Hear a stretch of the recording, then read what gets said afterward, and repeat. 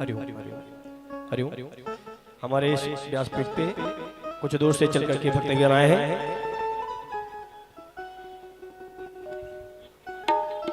श्री सुमन चौधरी जी यहाँ पे उपस्थित हैं, नई दिल्ली के मंत्री सुमन चौधरी जी। तो निवेदन करेंगे आकर के श्री महाराज जी से आशीर्वाद ग्रहण करें। अर्चना अग्निहोत्री जी यहाँ पे उपस्थित हैं, निवेदन करेंगे आकर के श्री महाराज जी से आशीर्वाद ग्रहण करें। और नवीन श्री रावत जी यहाँ पे उपस्थित हैं, आकर के श्री महाराज जी से आशीर्वाद ग्रहण करें। सभी भक्त दूर से चल करके आए हैं यहाँ, बहुत बहुत साधुवाद धन्यवाद।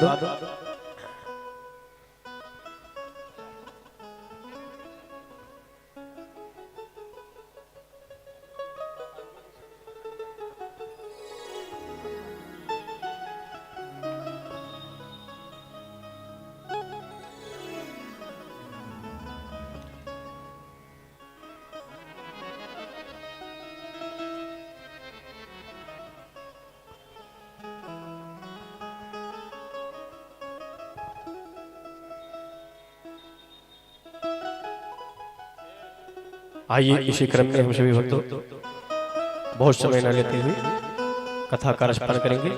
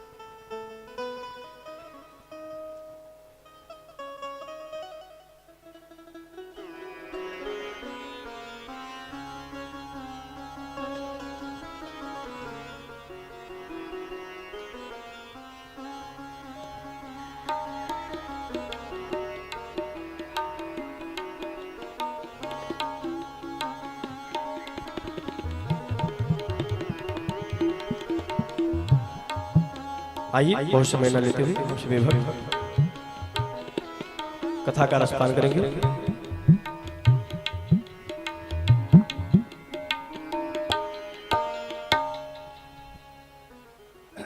श्री सीताराम भगवान की, श्री हनुमान जी महाराज की, श्री शंकर भगवान की। तो मैं निवेदन कर रहा था कि हम आप अपने जीवन को जितना सहज सरल और नगदी बना करके चलेंगे, समझ लीजिए कि जीवन उतना ही आनंदमय व्यतीत होगा। और एक विशेष निवेदन हम आप सबसे करना चाहेंगे, दुनिया के लोग क्या कर रहे हैं नहीं कर रहे हैं वो भाड़ में जाए, आप अपनी स्थिति परिस्थिति देख करके ही, चाहे घर बनाना हो, चाहे विवाह करना हो, चाहे जो भी आप कार्य करें, अपने शक्ति सामर्थ्य के अंदर में रह करके काम कीजिए।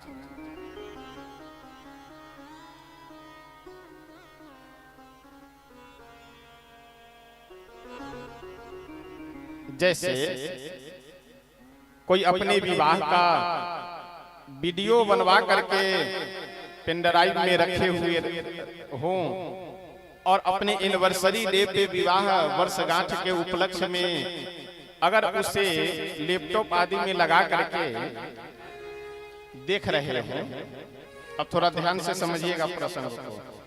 ब्रह्मा जी क्या कह रहे हैं कि श्री सीताराम जी के विवाह में हम कहीं नहीं दिख रहे हैं, यानी भगवान के विवाह में हम नहीं कहीं दिख रहे हैं। शंकर भगवान बोले कि ब्रह्मा जी, ये जगत के माता पिता हैं श्री सीताराम जी, और अपने माता पिता के विवाह में अपने आप को देखना ये मूर्खों जैसी बात है, इसलिए ये सब बात छोड़िए, आनंद लीजिए आप। तो जैसे विवाह के आवाज सही, हाँ सही,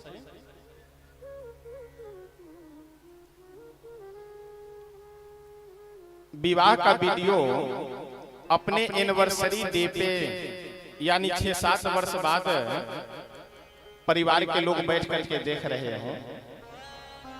अच्छा, जिनके विवाह का वीडियो चल रहा है उन्हीं का एक 5 वर्ष का बेटा उस वीडियो को देख करके रोने लगा। घर के बड़े बुजुर्ग चुप कराते हुए समझाते हुए बोले कि अरे बाबू चुप हो जाओ, क्यों रो रहे हो? तो बालक रोते हुए बोला कि इस वीडियो में सब दिख रहे हैं, मम्मी भी दिख रही हैं, पापा भी दिख रहे हैं, दादा भी दिख रहे हैं, दादी भी, सब दिख रहे हैं, हम कहीं नहीं दिख रहे हैं। अब आप विचार कीजिए लोग क्या उत्तर देंगे परिवार वाले कि जिस समय यह वीडियो बना हुआ था उस समय तुम बने ही नहीं थे, तो कहां से दिखोगे? ये तुम्हारे माता पिता के विवाह का वीडियो है। जिस समय यह वीडियो रिकॉर्ड किया जा रहा था उस समय तुम कहीं थे। शंकर भगवान समझाते हुए बोले कि ब्रह्मा जी, ये जगत के माता पिता श्री सीताराम जी का विवाह है, इसलिए इस विवाह में आप अपने आप को मत देखिए। बड़े ही आनंद मंगल के साथ भगवान श्री सीताराम जी का विवाह संपन्न होता है। विवाह होने के बाद श्री राघवेंद्र सरकार, श्री भरत जी, लक्ष्मण जी और श्री शत्रुघ्न जी, ये चारों भाई अपनी अपनी भार्या, अपनी अपनी पत्नी, श्री राघवेंद्र सरकार श्री जानकी जी को, श्री भरतलाल जी मांडवी जी को, लक्ष्मण जी की पत्नी का क्या नाम था? उर्मिला। श्री लखनलाल जी, श्री लक्ष्मण जी अपनी भार्या उर्मिला जी को और श्री शत्रुघ्न जी अपनी पत्नी श्री श्रुति कीर्ति जी को साथ में लेकर के श्री अयोध्या धाम पधारे। तुलसी बाबा वर्णन करते हुए बहुत सुंदर कहते हैं, जब तेरा ब्याही घर आए, जब तेरा ब्याही घर आए, जब तेरा ब्याही घर आए, जब तेरा ब्याह घर आए,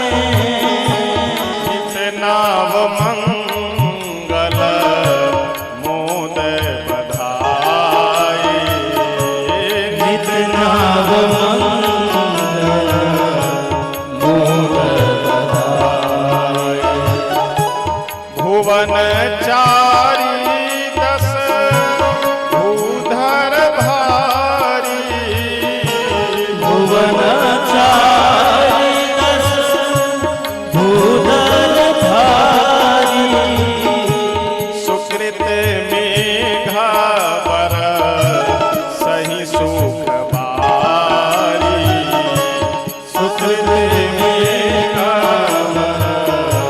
सही सुख बारी, जब तेरा ब्याही घर आई, जब तेरा ब्याही घर आए। जब से हमारे प्रभु विवाह कर करके श्री अयोध्या धाम आए हैं, घर पे आए हैं, तब से नित नव मंगल मोद बधाए। समझ गए आप सब?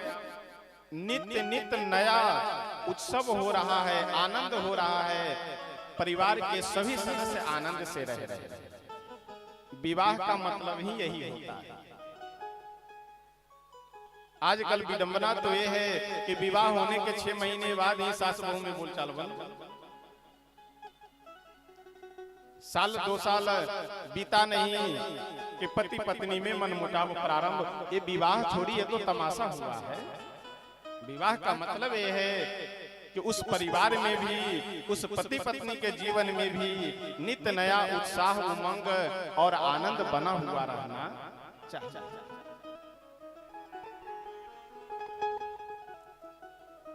आजकल तो विडंबना ये है महाराज,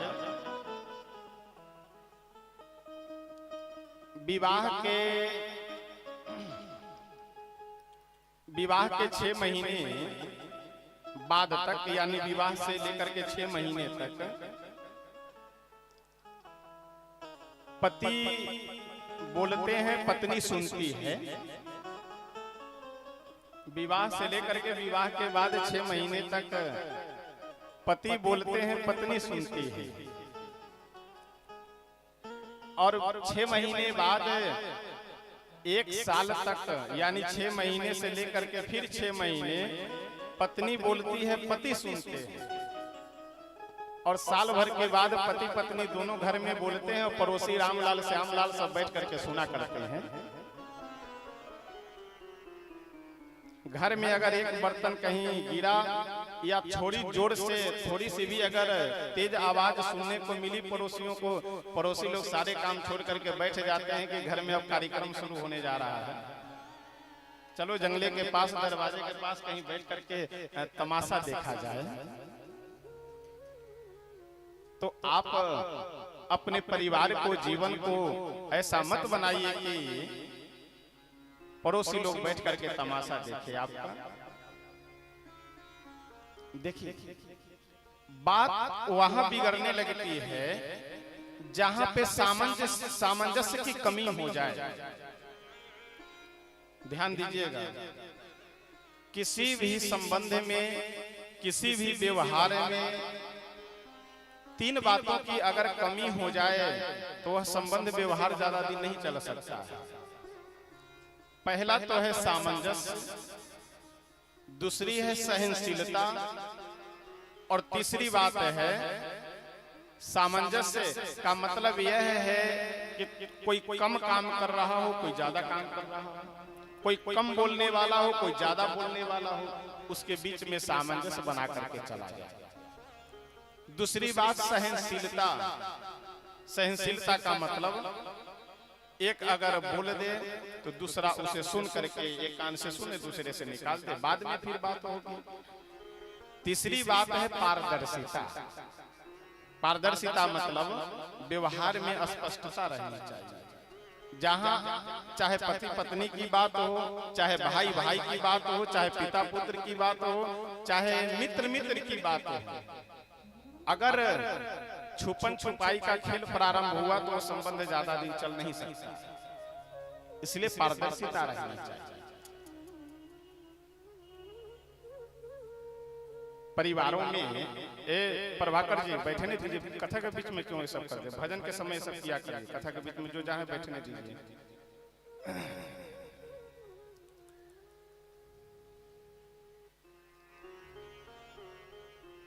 विशेष कर करके परिवारों में पुरुष वर्ग तो बाहर काम वगैरह करने में रहते हैं। घर के अंदर 2 को रहना है, या तो सास रहेगी, बहू रहेगी, या बच्चे रहेंगे। सास बहू में प्रेम होना परम आवश्यक है। देखिए, अब आज ही ये सब बातें बोल रहे हैं क्योंकि प्रसंग चल रहा है, इसलिए बोल रहे हैं। फिर कल से प्रसंग जब बदल जाएगा तो फिर इन सब बातों का कोई उस समय मतलब नहीं रहेगा।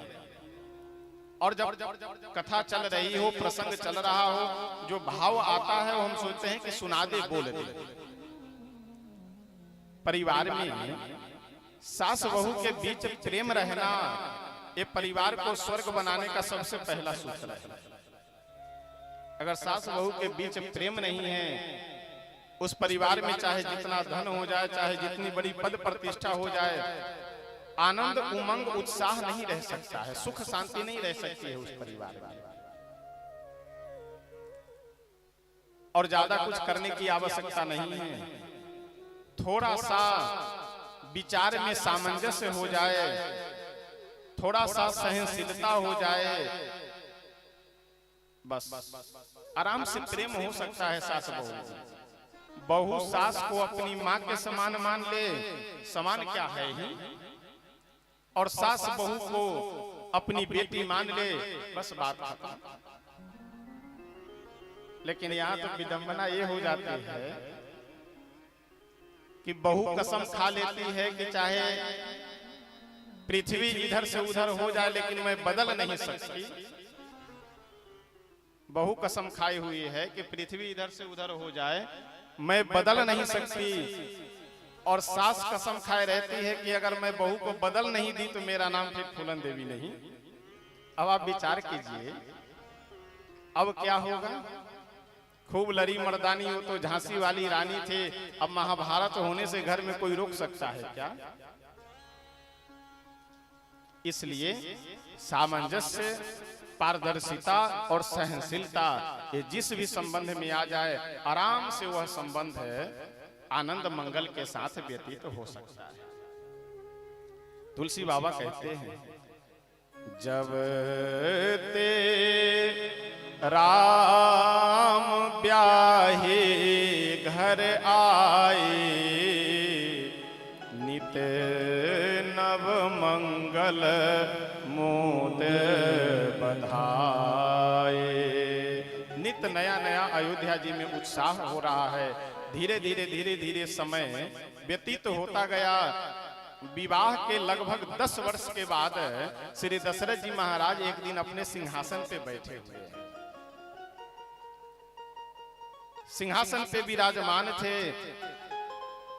थोड़ा मुकुट माथे पे टेढ़ा हो गया तो एक दर्पण मंगवाए, एक शीशा मंगवाए मुकुट को सीधा करने के लिए। जैसे ही दर्पण मंगा करके मुकुट को सीधा करने का प्रयास किए तो श्री तुलसी बाबा कहते हैं कि श्रवण समीप भय सित के सा, मनहु जरठपन अस उपदेशा। श्री दशरथ जी महाराज जब शीशे में दर्पण में अपना चेहरा देखे मुकुट सीधा करने के लिए तो देखे कि कान के पास के बाल सफेद हो चुके हैं। दोनों कानों के पास के जो बाल हैं वो सफेद हो चुके हैं। श्री दशरथ जी महाराज समझ गए कि मानो ये मेरे बाल सफेद हो करके मुझे कुछ उपदेश दे रहे हो। क्या कि हे दशरथ, अब आपका वृद्धावस्था आ गया, आपका वृद्धावस्था आ गया, इसलिए अब आप इस राज सिंहासन पे मत बैठिए। इस राज सिंहासन पे श्री राम जी को बैठाइए और आपके इस माथे पे जो ये मुकुट है राजा का, ये मुकुट श्री राम जी के माथे पे दे करके और स्वयं जंगल में जा करके भजन कीजिए, तपस्या कीजिए, साधना कीजिए। जैसे ही श्री दशरथ जी महाराज अपने मन में यह सोचे कि श्रवण समीप भय सित केसा, मनहु जरठपन अस उपदेशा। कितना सुंदर संकेत है। एक दिन मैं कथा में निवेदन कर रहा था कि बाल सफेद होना यानी ये भगवान का सम्मान आ गया कि अब तैयारी करो ऊपर जाने की, अब समय समाप्त हो रहा है। आंख से कम दिखाई देना यानी ये दूसरा सम्मान आ गया कि अब जल्दी तैयारी कीजिए, समय समाप्त हो रहा है। लेकिन बार बार इस सम्मान का हम लोग उत्तर नहीं देते, संभलते नहीं हैं। तो यमराज के 4 दूत भेज करके और हम जहां रहते हैं वहीं से उठा लिए जाते हैं। कोई आदमी अगर कोर्ट के सम्मान को बार बार ठुकरा दे तो उसके खिलाफ फिर वारंट जारी हो जाता है। यमराज के 4 दूत आए, पता लगे सो रहे थे, पता लगे मोटरसाइकिल चला रहे थे, पता लगे कहीं बैठे थे, गिरे, चल पड़े। वही वारंट जारी हुआ। यमराज के 4 दूत आए, उठा करके लेकर के चले गए। इसलिए हमारा आपका जो यह शरीर है, ये शरीर हर क्षण क्षण में बदलता जा रहा है। देखते देखते हम बच्चे से जवान हो गए, देखते देखते जवान से बूढ़े हो गए, देखते देखते बूढ़े से राम नाम सत्य हो जाता है। इसलिए हम लोगों को सदैव संभल करके चलना चाहिए, हमेशा संभल करके जीना चाहिए। और जो समय है, जितना समय है, उतना समय निकाल करके थोड़ा हम लोगों को नाम जप हो, कीर्तन हो, सेवा हो, ये सब अवश्य करना चाहिए। आइए एक भजन एक दो पंक्ति बोल करके हम सब आगे बढ़ेंगे।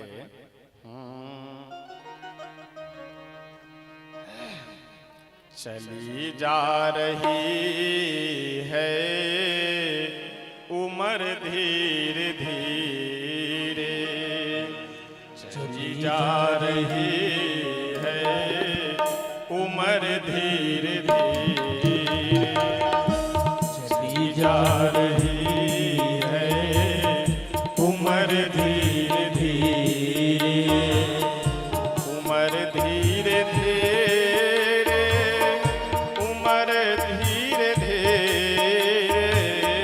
उम्र धीरे धीरे, उम्र धीरे धीरे, उम्र धीरे धीरे, उम्र धीरे धीरे, उम्र धीरे धीरे, उम्र धीरे धीरे, चली जा रही है उम्र धीरे धीरे, चली जा रही है उम्र धीरे धीरे। जय हो।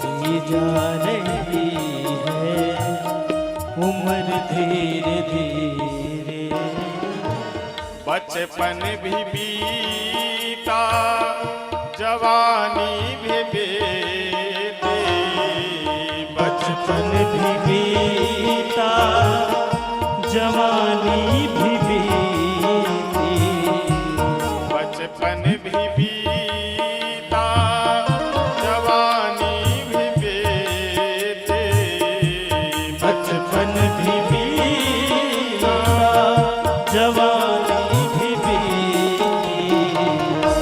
देखिए एक बहुत सुंदर बात है। किसी अगर व्यक्ति से यह पूछिए कि आपका जन्म कब हुआ है, तो जन्मदिन लगभग लगभग लोगों को याद रहता है। आपका विवाह कब हुआ है, विवाह का दिन भी लगभग लगभग लोगों को याद रहता है। लेकिन किसी जवान से पूछिए कि भाई साहब आप बच्चे से जवान किस दिन को हुए थे, किसी को पता नहीं। किसी बुजुर्ग से पूछिए कि आप जवान से बूढ़े कब हुए थे, किसी को पता नहीं। यानी हर क्षण क्षण में बदलते जा रहे हैं। वही संत कहते हैं बचपन भी बीता जवानी भी बीते, बचपन भी बीता जवानी भी बुढ़ापे का होगा असर धीरे धीरे, बुढ़ापे का होगा असर धीरे धीरे, रही है उम्र धीरे धीरे।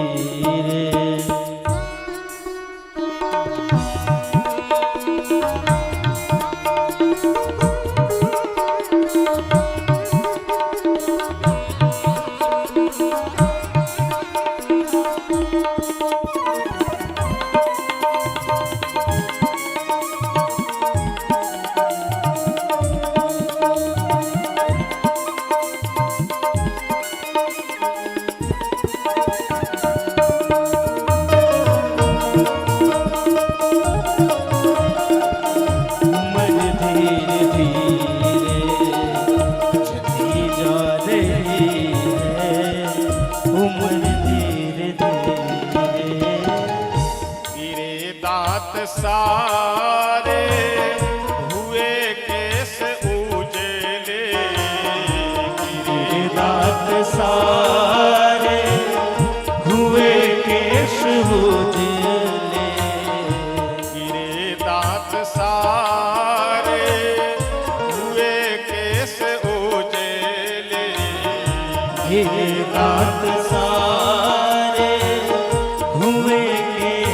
उजले झुकी जा रही है कमर धीरे धीरे, झुकी जा रही है कमर धीरे धीरे, चली जा रही है उम्र धीरे धीरे। चली जा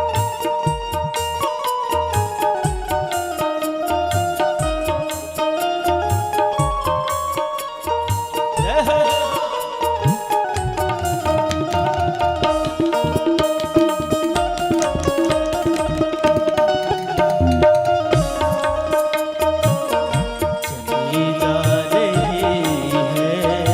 उम्र धीरे धीरे, जा रही है उम्र धीरे धीरे, उम्र धीरे धीरे, उम्र धीरे धीरे, उम्र धीरे धीरे, उम्र धीरे धीरे, उम्र धीरे धीरे, उम्र धीरे धीरे, उम्र धीरे धीरे, उम्र धीरे धीरे, चली जा रही है जय। उम्र धीरे धीरे, चली जा रही है उम्र धीरे धीरे, चली जा रही है उम्र धीरे धीरे, चली जा रही है उम्र धीरे धीरे। श्री सीताराम भगवान की। धीरे धीरे हमारी जो उम्र है, हमारी अवस्था है, यह व्यतीत होती जाती है। इसलिए दिन मुहूर्त और समय की प्रतीक्षा हम लोगों को नहीं करनी चाहिए। जब समय मिले, जितना समय मिले, जहां समय मिले, जो भी कुछ सेवा संकीर्तन भजन पूजन हो सके वह अवश्य करना चाहिए। अगर हम यह सोच रहे हैं कि सब काम खत्म हो जाएगा तब हम कुछ करेंगे, सब काम खत्म करते करते हम स्वयं खत्म हो जाएंगे, लेकिन काम कभी खत्म नहीं होने वाला है। इसलिए जब समय मिल जाए, जितना समय मिल जाए, 5 मिनट 10 मिनट कुछ आप संकीर्तन कर लीजिए, कुछ सेवा कर लीजिए, कुछ परोपकार कर लीजिए, किसी का हित हो सके। किसी प्यासे को अगर एक गिलास आप पानी दे रहे हैं, यह भी भजन ही है। किसी अगर रोगी को एक टेबलेट दे रहे हैं, यह भी भजन ही है। चाहे आप ईश्वर की उपासना कीजिए, चाहे ईश्वर की बनाई हुई जो यह सुंदर बगिया है इसकी सेवा कीजिए, दोनों बातें बराबर है। इसलिए समय की प्रतीक्षा न कर करके श्री दशरथ जी महाराज संभल गए। समय से पहले वो समझ गए कि अब मस्तिष्क के बाल सारे सफेद हो चुके हैं। इसका मतलब हमें यह सूचना मिल रही है कि अब हमें भजन करना चाहिए, और ये जो माथे पे मुकुट है इसे अपने पुत्र के माथे पे रख देना चाहिए। इस श्री राम कथा के प्रसंग में मैं आप सबसे निवेदन करना चाहूंगा कि आप समय के साथ अपने बेटे को जिम्मेदारी दे दीजिए। हाथ कांप रहा है लेकिन फिर भी ऑफिस में बैठे हुए हैं। हर 1 घंटे 2 घंटे पे बाथरूम जाना पड़ रहा है, लेकिन फिर भी गद्दी पे बैठे हैं, कुर्सी पे बैठे हुए हैं। क्यों? क्योंकि 10-20 रुपए को इधर उधर चुरा न ले, बेटे को धनवान बनाना है। इस संसार में चाहे बेटा हो, पत्नी हो, भाई हो, माँ हो, बाप हो, जितने भी संबंधी हैं सब अपना अपना प्रारब्ध लेकर के आए हुए हैं। बेटे का अगर कर्म सही है, बेटे का अगर प्रारब्ध सही है, उसे आप 1 रुपए न दीजिए, वो राजा महाराजा बन जाएगा। और उसका कर्म प्रारब्ध सही नहीं है, आप मर मर करके कितना भी कमा करके इकट्ठा कीजिए, उसके पास बचने का नहीं। इसलिए कर्मशील बनाइए बेटे को, संस्कारवान बनाइए, प्रारब्धशाली बनाइए, न कि धनवान बनाने के चक्कर में आप पड़े। बेटे बेटियों का विवाह हो गया, आपका कर्तव्य पूरा। अब आप अपना जीवन सुधारिए, आप अपने जीवन का आनंद लीजिए। और श्री दशरथ जी महाराज यह सोच करके गुरुदेव वशिष्ठ जी के पास जा रहे हैं।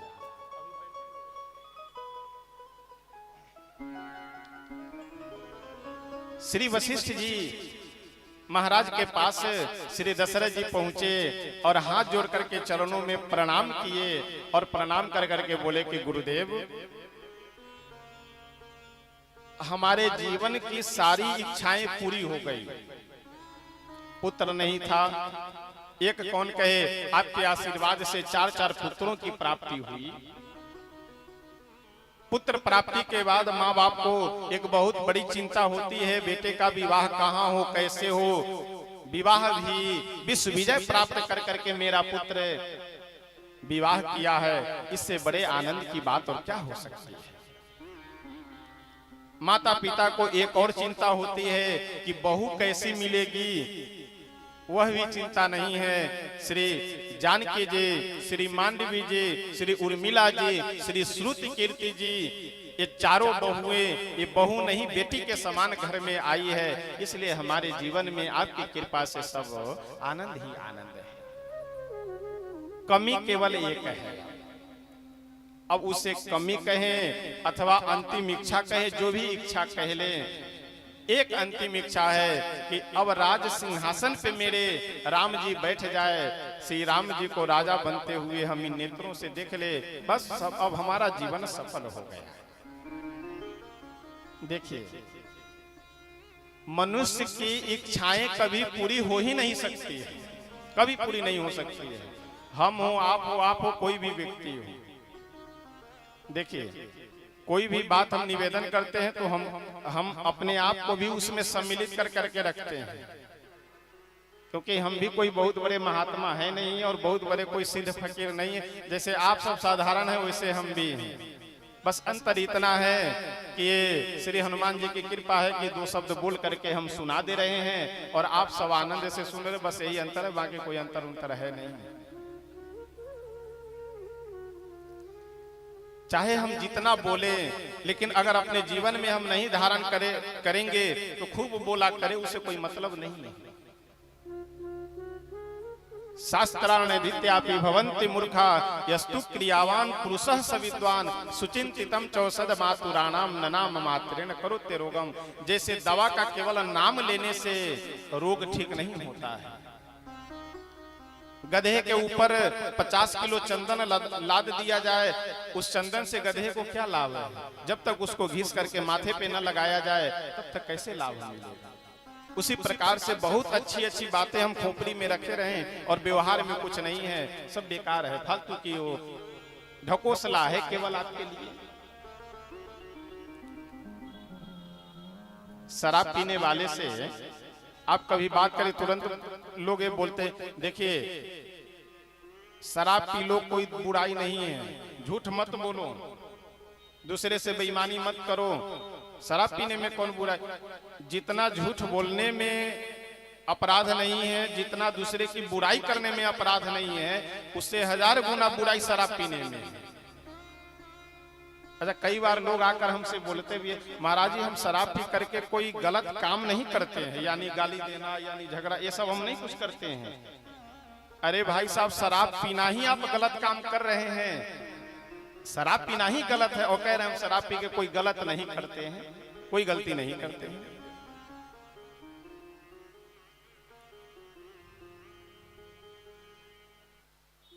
जहर थोड़ा खाया जाए चाहे ज्यादा खाया जाए, नुकसान तो दोनों करेगा। शराब आप थोड़ा पीजिए चाहे ज्यादा पीजिए, नुकसान तो दोनों को करना है। हमारी आपकी एक विडंबना है कि कभी इच्छा पूरी नहीं होती है। किसी गांव में एक भगत जी रहते थे। 5 मिनट प्रसंग सुन करके तब फिर आगे बढ़ेंगे कथा में। किसी गांव में एक भगत जी रहते थे। भगवान का एक बढ़िया सा चित्रपट रख करके, यानी एक भगवान की एक प्रतिमा चित्र रख करके और सामने से खूब धूप बत्ती दिखला करके भगवान की स्तुति करे, पूजा करे। और भगवान से यही प्रार्थना करते थे प्रतिदिन कि हे प्रभु, अब इस संसार में रहने का हमारा मन नहीं है, अब मुझे अपने धाम में ले चलिए, मुझे उठा लीजिए संसार से। एक बार घूमते फिरते नारद जी महाराज देख लिए, गए बैकुंठ। भगवान नारायण से बोले कि प्रभु यहाँ बैकुंठ में अकेले अकेले बैठे रहते हैं, पृथ्वी पे आपको आपके हजारों लाखों मानने वाले चाहने वाले बैकुंठ में आने वाले भक्त हैं, उन सबको क्यों नहीं बुला लेते हैं यहाँ? उनका भी कल्याण हो जाएगा और आप भी, आपके पास भी भक्तों की संख्या बढ़ जाएगी। भगवान मुस्कुराते हुए बोले कि नारद जी, ये जो पृथ्वी पे आपको भगत लोग दिखाई देते हैं, ये भगत कम ठगत ज्यादा लोग रहते हैं। ये ऊपर से कुछ और रहते हैं और अंदर से कुछ और रहते हैं। शायद परसों की कथा में, बीते हुए परसों की कथा में मैं निवेदन किया था कि आजकल लोगों को कुत्ते से, कॉकरोच से, चूहे से बहुत डर लगता है, लेकिन मैं व्यास गद्दी से निवेदन ये करता हूं कि जानवरों से आज डरने की बिल्कुल आवश्यकता नहीं, उनसे मत डरिए, वह आपका कोई विशेष नुकसान नहीं करेंगे। डरना है तो आदमी से डरिए। आज वर्तमान समय की ये विचित्र विडंबना है कि आप पहचान ही नहीं सकते हैं कि कौन हमारा अपना है और कौन पराया है। जानवर से डरने की आवश्यकता नहीं है, डरने की आवश्यकता है मनुष्य से। आज भगवान मुस्कुराते हुए बोले कि ए भगत कम और हृदय से छल कपट प्रपंच वाले ज्यादा मिलते हैं, इसलिए इन लोगों के बात में आप मत पड़िए। नारद जी बोले कि प्रभु आप बहाना बना रहे हैं, अगर आपकी आज्ञा हो तो हम बैकुंठ में भक्तों की लाइन लगा दें। भगवान मुस्कुरा करके बोले कि लाइन लगाने की आवश्यकता नहीं है, जाइए कोई एक भक्त खोज करके ले आइए। अब नारद जी को नया नया वो भक्त दिखा था, बस प्रभु अब संसार में हम रहना नहीं चाहते, हमें उठा लीजिए। नारद जी पहुंच गए, जाकर के बोले कि भगत जी आप प्रतिदिन भगवान से प्रार्थना करते हैं कि हमें उठा लीजिए, हमें ले चलिए अपने धाम में, अब संसार में रहना नहीं चाहते हैं, चलिए मैं आपको बैकुंठ में लेकर के आने के लिए आ गया, लेकर के चलने के लिए आ गया, चलिए।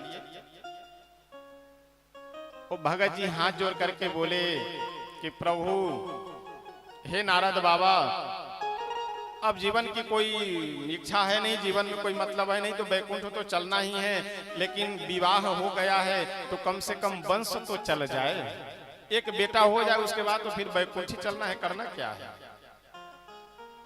नारद जी सोचेंगे चलो अब छोटी मोटी इच्छा है पूरी हो जाए, आशीर्वाद दिए, चलो भगवान कृपा करें, चले गए।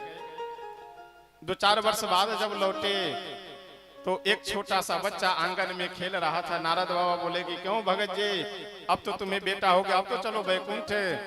भगत जी बोले कि बाबा आप भी कैसी बात करते हैं, छोटा सा बच्चा, इसका पालन पोषण कौन करेगा, कम से कम विवाह हो जाए, उसके विवाह के बाद फिर क्या करना है, विवाह के बाद सीधे बैकुंठ चलना है। अब नारद बाबा देखे कि जब 5-7 वर्ष प्रतीक्षा कर लिए तो 5-7 वर्ष और सही विवाह हो जाए। दोबारा लौट करके जब आए तो बेटे का विवाह हो चुका था। भगत जी से नारद जी बोले कि भगत जी अरे अब तो चलो बैकुंठ, 2 बार लौटा दिए खाली हाथ। भगत जी बोले कि गुरुदेव बस अब दोबारा कोई भी हम आपसे निवेदन नहीं करेंगे, एक इच्छा पूरी हो जाने दीजिए, अपने पोते का, नाती का मुंह देख ले, उसके बाद तो एकदम निश्चित 100% बैकुंठ चलेंगे। नारद जी सोचे कि अगर दूसरा भगत पकड़ते हैं तो फिर वो कहीं 5-10 वर्ष 20 वर्ष न लगा दे, तो इसलिए चलो 2-4 वर्ष और सही यही प्रतीक्षा कर ले रहे हैं, चले गए। 2-4 वर्ष के बाद जब लौट करके आए तो भगत जी को पौत्र मतलब समझ रहे हैं, बेटे का बेटा, बेटे को तो बेटा भगत जी के हो चुका था, लेकिन भगत जी का राम नाम सत्य हो गया था, भगत जी गायब हो गए थे। नारद जी ध्यान लगा करके देखे अरे भगत जी कहाँ गए, तो पता लगा कि भगत जी गधा के शरीर में जन्म लिए हुए हैं और उस गधे को ये भगत जी का बेटा ही खरीद करके ले आया है। भगत जी गधा बने हैं और इनका बेटा ही खरीद करके ले आया है। नारद जी गए, कान में बोले भगत जी कुछ याद है? भगत जी बोले कि ये पूरी बात हमको याद है। नारद जी बोले तो अब क्यों दोहरा रहे हो, अब तो चलो आदमी से गधा बन गए। वो गधा बने हुए भगत जी बोले कि बाबा ऐसा है, मेरा बेटा हमें 4000 रुपए में खरीद करके ले आया है और अभी अगर हम मर गए तो मेरे बेटे का 4000 रुपए नुकसान हो जाएगा, इसलिए कम से कम 4000 कमा करके पूरा कर लेने दिए, उसके बाद तो फिर वैकुंठ चलना ही है, उसके बाद क्या करना है। हम लोग की भी यही विडंबना है। बस एक इच्छा, प्रभु और कुछ नहीं चाहिए, बस एक इच्छा पूरी कर दीजिए। चले गए। फिर कल जब मंदिर में पहुंचे दूसरी इच्छा लेकर, प्रभु बस यही एक इच्छा करते करते 360 दिन में हजारों इच्छाएं भगवान के सामने बता देते हैं, लेकिन एक इच्छा हमारी आपकी कभी खत्म नहीं होती है। अब नारद जी बेचारे बड़े परेशान करे तो क्या करे, वो छोड़ भी नहीं सकते और वो जाने के लिए वो तैयार नहीं है, और जबरदस्ती कैसे खींच करके ले जाए बैकुंठ। नारद जी बोले चलो कोई बात नहीं, 5-7 हजार रुपए कमा दो बेटे के लिए, उसके बाद इस बार आएंगे तो निश्चित चलना, इस बार मत खाली हाथ भेजना।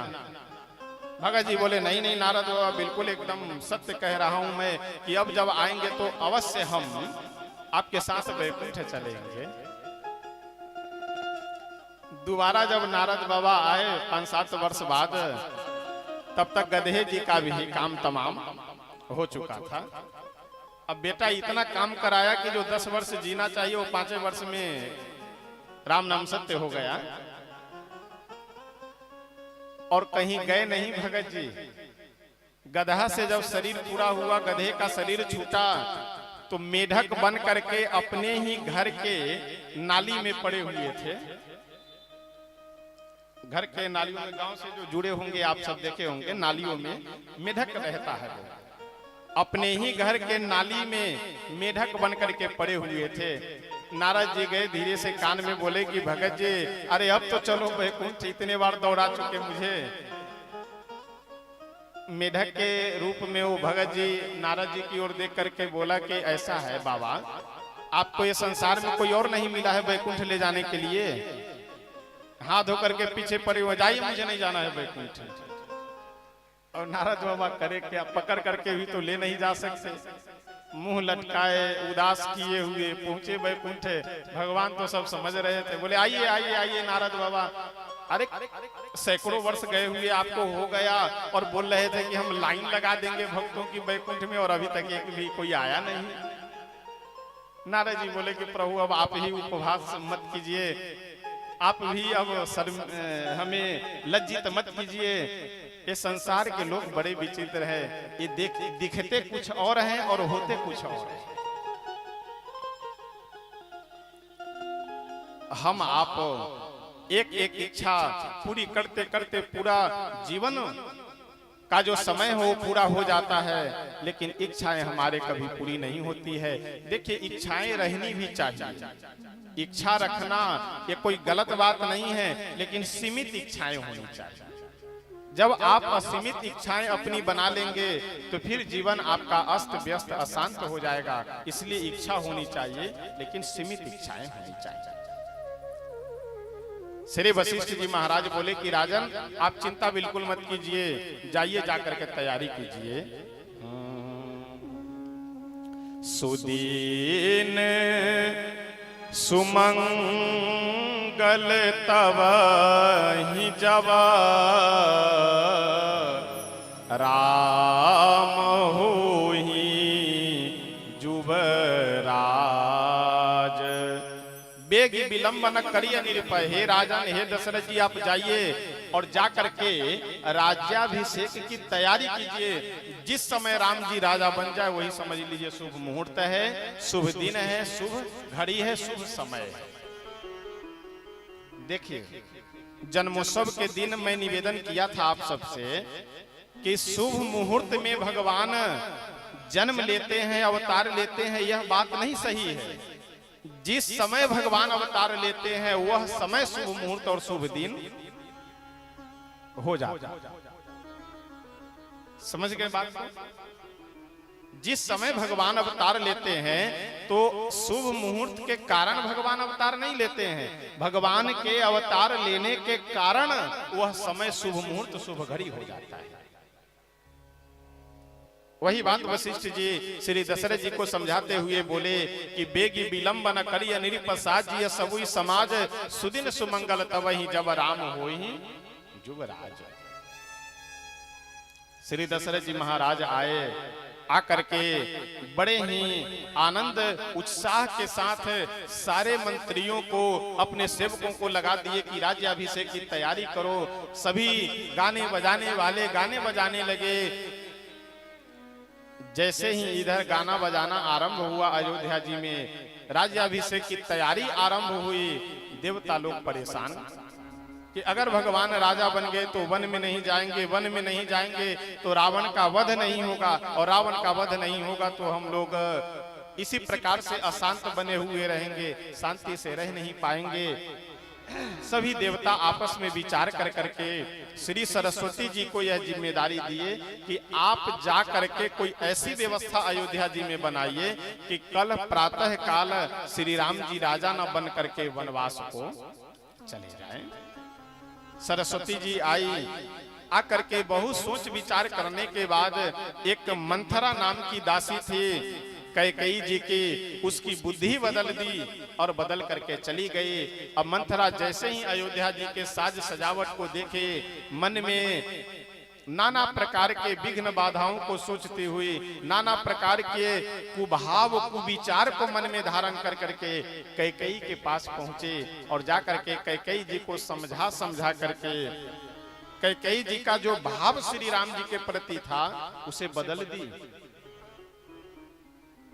इसीलिए मैं बार बार कहता हूं कि हम लोगों को संगति अवश्य बचा करके रखना चाहिए, अच्छे लोगों का संग करना चाहिए।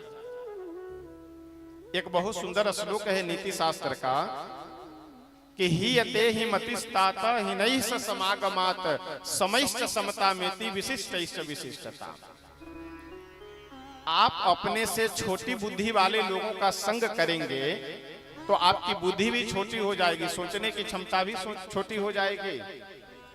आप अपने से अगर समान बुद्धि वाले लोगों का संग करेंगे तो आपकी बुद्धि भी समान बनी हुई रहेगी, और आप अपने से अगर श्रेष्ठ लोगों का संग करेंगे तो आपकी बुद्धि भी श्रेष्ठ हो जाएगी। इसलिए संग सदैव श्रेष्ठ पुरुषों का करना चाहिए, अच्छे पुरुषों का संग करना चाहिए, क्योंकि संगति का बहुत बड़ा हमारे आपके ऊपर प्रभाव पड़ता है।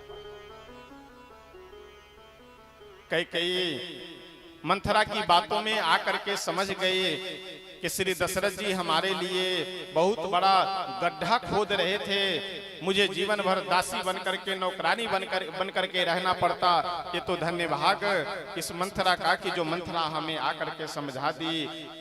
कैकेयी मंथरा से बोली तुम ही बताओ कि मैं क्या करूं। मंथरा बोली कि एक काम करो, अपने पुत्र भरत के लिए राज सिंहासन मांग लो और श्री राम के लिए 14 वर्ष का वनवास मांग लो।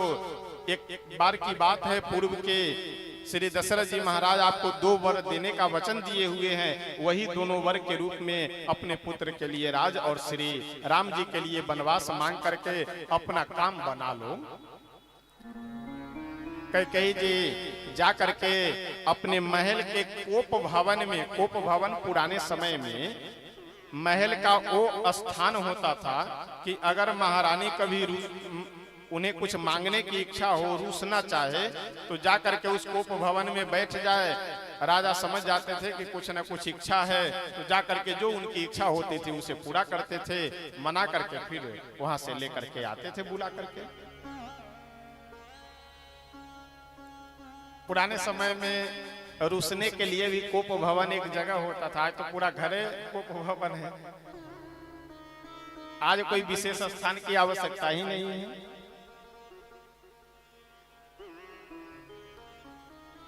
श्री दशरथ जी महाराज सायंकाल की बेला में सबको अलग अलग काम बता करके जब कैकेयी जी से गए मिलने के लिए, सूचना देने कि आपके परम प्रिय पुत्र श्री राम को कल मैं राजा बनाने जा रहा हूं, यह शुभ समाचार देने के लिए जैसे श्री दशरथ जी महाराज गए, कैकेयी जी के भवन में दासियों से पता चला कि कैकेयी जी को भवन में है। श्री दशरथ जी महाराज तो एक बार घबराए, को भवन में जाकर के बहुत समझाने का प्रयत्न किए, लेकिन कैकेयी जी मानी नहीं। अंत में जब श्री राम जी का सौगंध कर लिए कि मैं श्री राम जी का शपथ लेकर के तुम्हें कहता हूं कि जो तुम मांगोगी वह मैं अवश्य पूरा करूंगा। इस प्रसंग से हम लोगों को एक शिक्षा यह लेनी चाहिए कि प्रेम में कभी किसी को वचन मत दीजिए। प्रेम में कभी किसी को वचन नहीं देना चाहिए। लोग कहते हैं ना, अरे भाई साहब आप क्या बात करते हैं, आपके लिए तो हमारा प्राण हाजिर है। आप समझ लीजिए कि आपका एक दिन अवश्य वो प्राण ले लेगा, और दिन भर में कम से कम 50 आदमी को ये कहते होंगे, अरे भाई साहब आप तो हमें प्राणों से भी अधिक प्रिय हैं, अरे भाई साहब आप तो हमें प्राणों से भी अधिक प्रिय हैं। ये तो धन्यवाद दीजिए प्राण को कि वो बुरा नहीं मानता है। अगर प्राण बुरा मान जाए और ये कहे कि हमसे ज्यादा प्रिय वो है तो उसी को रखो हम चलते हैं, तो फिर काम बन जाएगा। हम लोगों के कथनी करनी में बहुत जमीन आसमान का अंतर है, बहुत बड़ा डिफरेंस है। कहते कुछ और हैं, करते कुछ और हैं। कहते तो हम लोग हैं कि आप हमें प्राणों से अधिक प्रिय हैं, और मौका मिले तो तुरंत जहर दे दें उसे। हम लोग की कथनी करने में तो इतना अंतर है। श्री दशरथ जी महाराज वचन दे दिए। प्रेम में कभी भी कोई वचन नहीं देना चाहिए, और क्रोध में कभी भी कोई निर्णय नहीं लेना चाहिए। प्रेम में वचन देंगे वह भी आपके लिए नुकसानदायक है, और क्रोध में कोई निर्णय ले लेंगे वह भी आपके लिए नुकसानदायक है। इसलिए क्रोध में निर्णय न लीजिए और प्रेम में वचन न दीजिए। जैसे श्री राम जी का शपथ किए, श्री राम जी का सौगंध किए, वैसे कैकेयी उठे और उठ करके गए, अपने वस्त्राभूषणों को पहन करके अपने पलंग पे बिस्तर पे बैठ करके श्री दशरथ जी महाराज से बोली कि आप तो केवल यही कहते रहते हैं कि मांग लो मांग लो, कभी कुछ आज तक दिए हैं? एक बार दो वरदान देने के लिए बोले हुए थे, वो भी आज तक नहीं दिए। अच्छा, ऐसा मैं सुना हूं कि घर में शायद पत्नियों की बहुत शिकायत रहती है महिलाओं के कि हमें कुछ मिलता नहीं, मतलब नगद सारी व्यवस्था, खर्चे वर्चे जो कुछ भी है घर की व्यवस्था आप सब कुछ कर दीजिए, लेकिन अगर 1000 2000 3000 महीने में नगद न दिया जाए तो ये होता है कि हमें क्या मिलता है, हमें तो कुछ नहीं मिलता है। तो कई बार मैं निवेदन करता हूं कि पुरुष वर्गों से कि भाई साहब ऐसा है, जब सब खर्च आप कर ही रहे हैं तो 2000 और सही दे दिया कीजिए महीने में हाथ पे। अरे जब एक कहावत है कि पूरा देखे जात तो आधा ले बांट, जब 2-3 हजार दे देने से घर में शांति और आनंद बना हुआ रहे तो क्या दिक्कत है। महीना जब पूरे 2000-2500 हाथ पे रख दिया कीजिए कि ये तुम्हारा निजी खर्चे के लिए, पर्सनल खर्चे के लिए, फिर उसके बाद फिर देखिए अगर चाय में पानी पड़ रहा होगा तो एकदम शुद्ध दूध का चाय।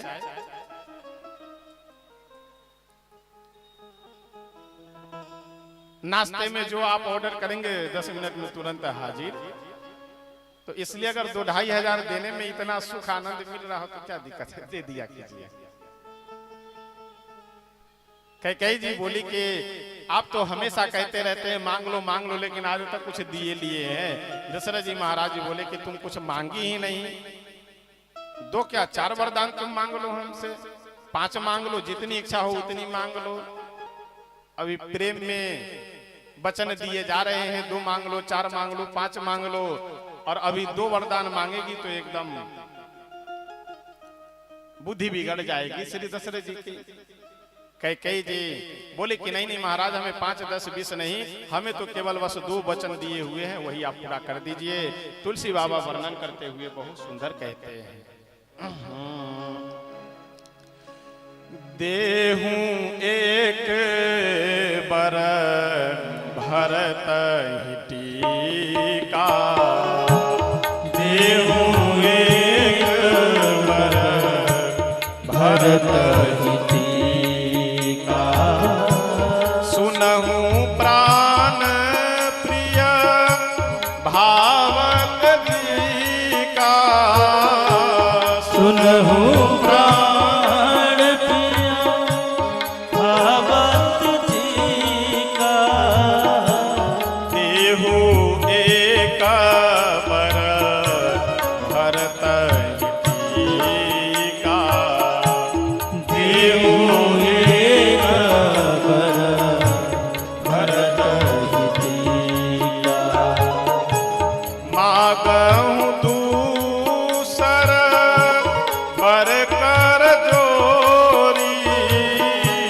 मांगहूं दूसर बर कर जोरी, पुरवहु नाथ मनोरथ मोरी, पुरवहु नाथ मनोरथ मोरी, तापस वेश विशेष उदासी, तापस वेश विशेष उदासी, 14 बरस राम बनवासी, 14 बरस राम बनवासी।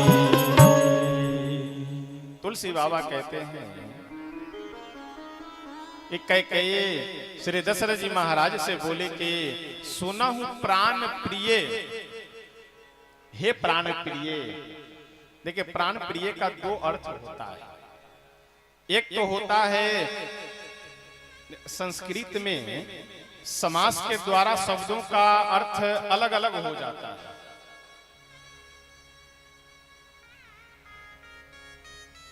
एक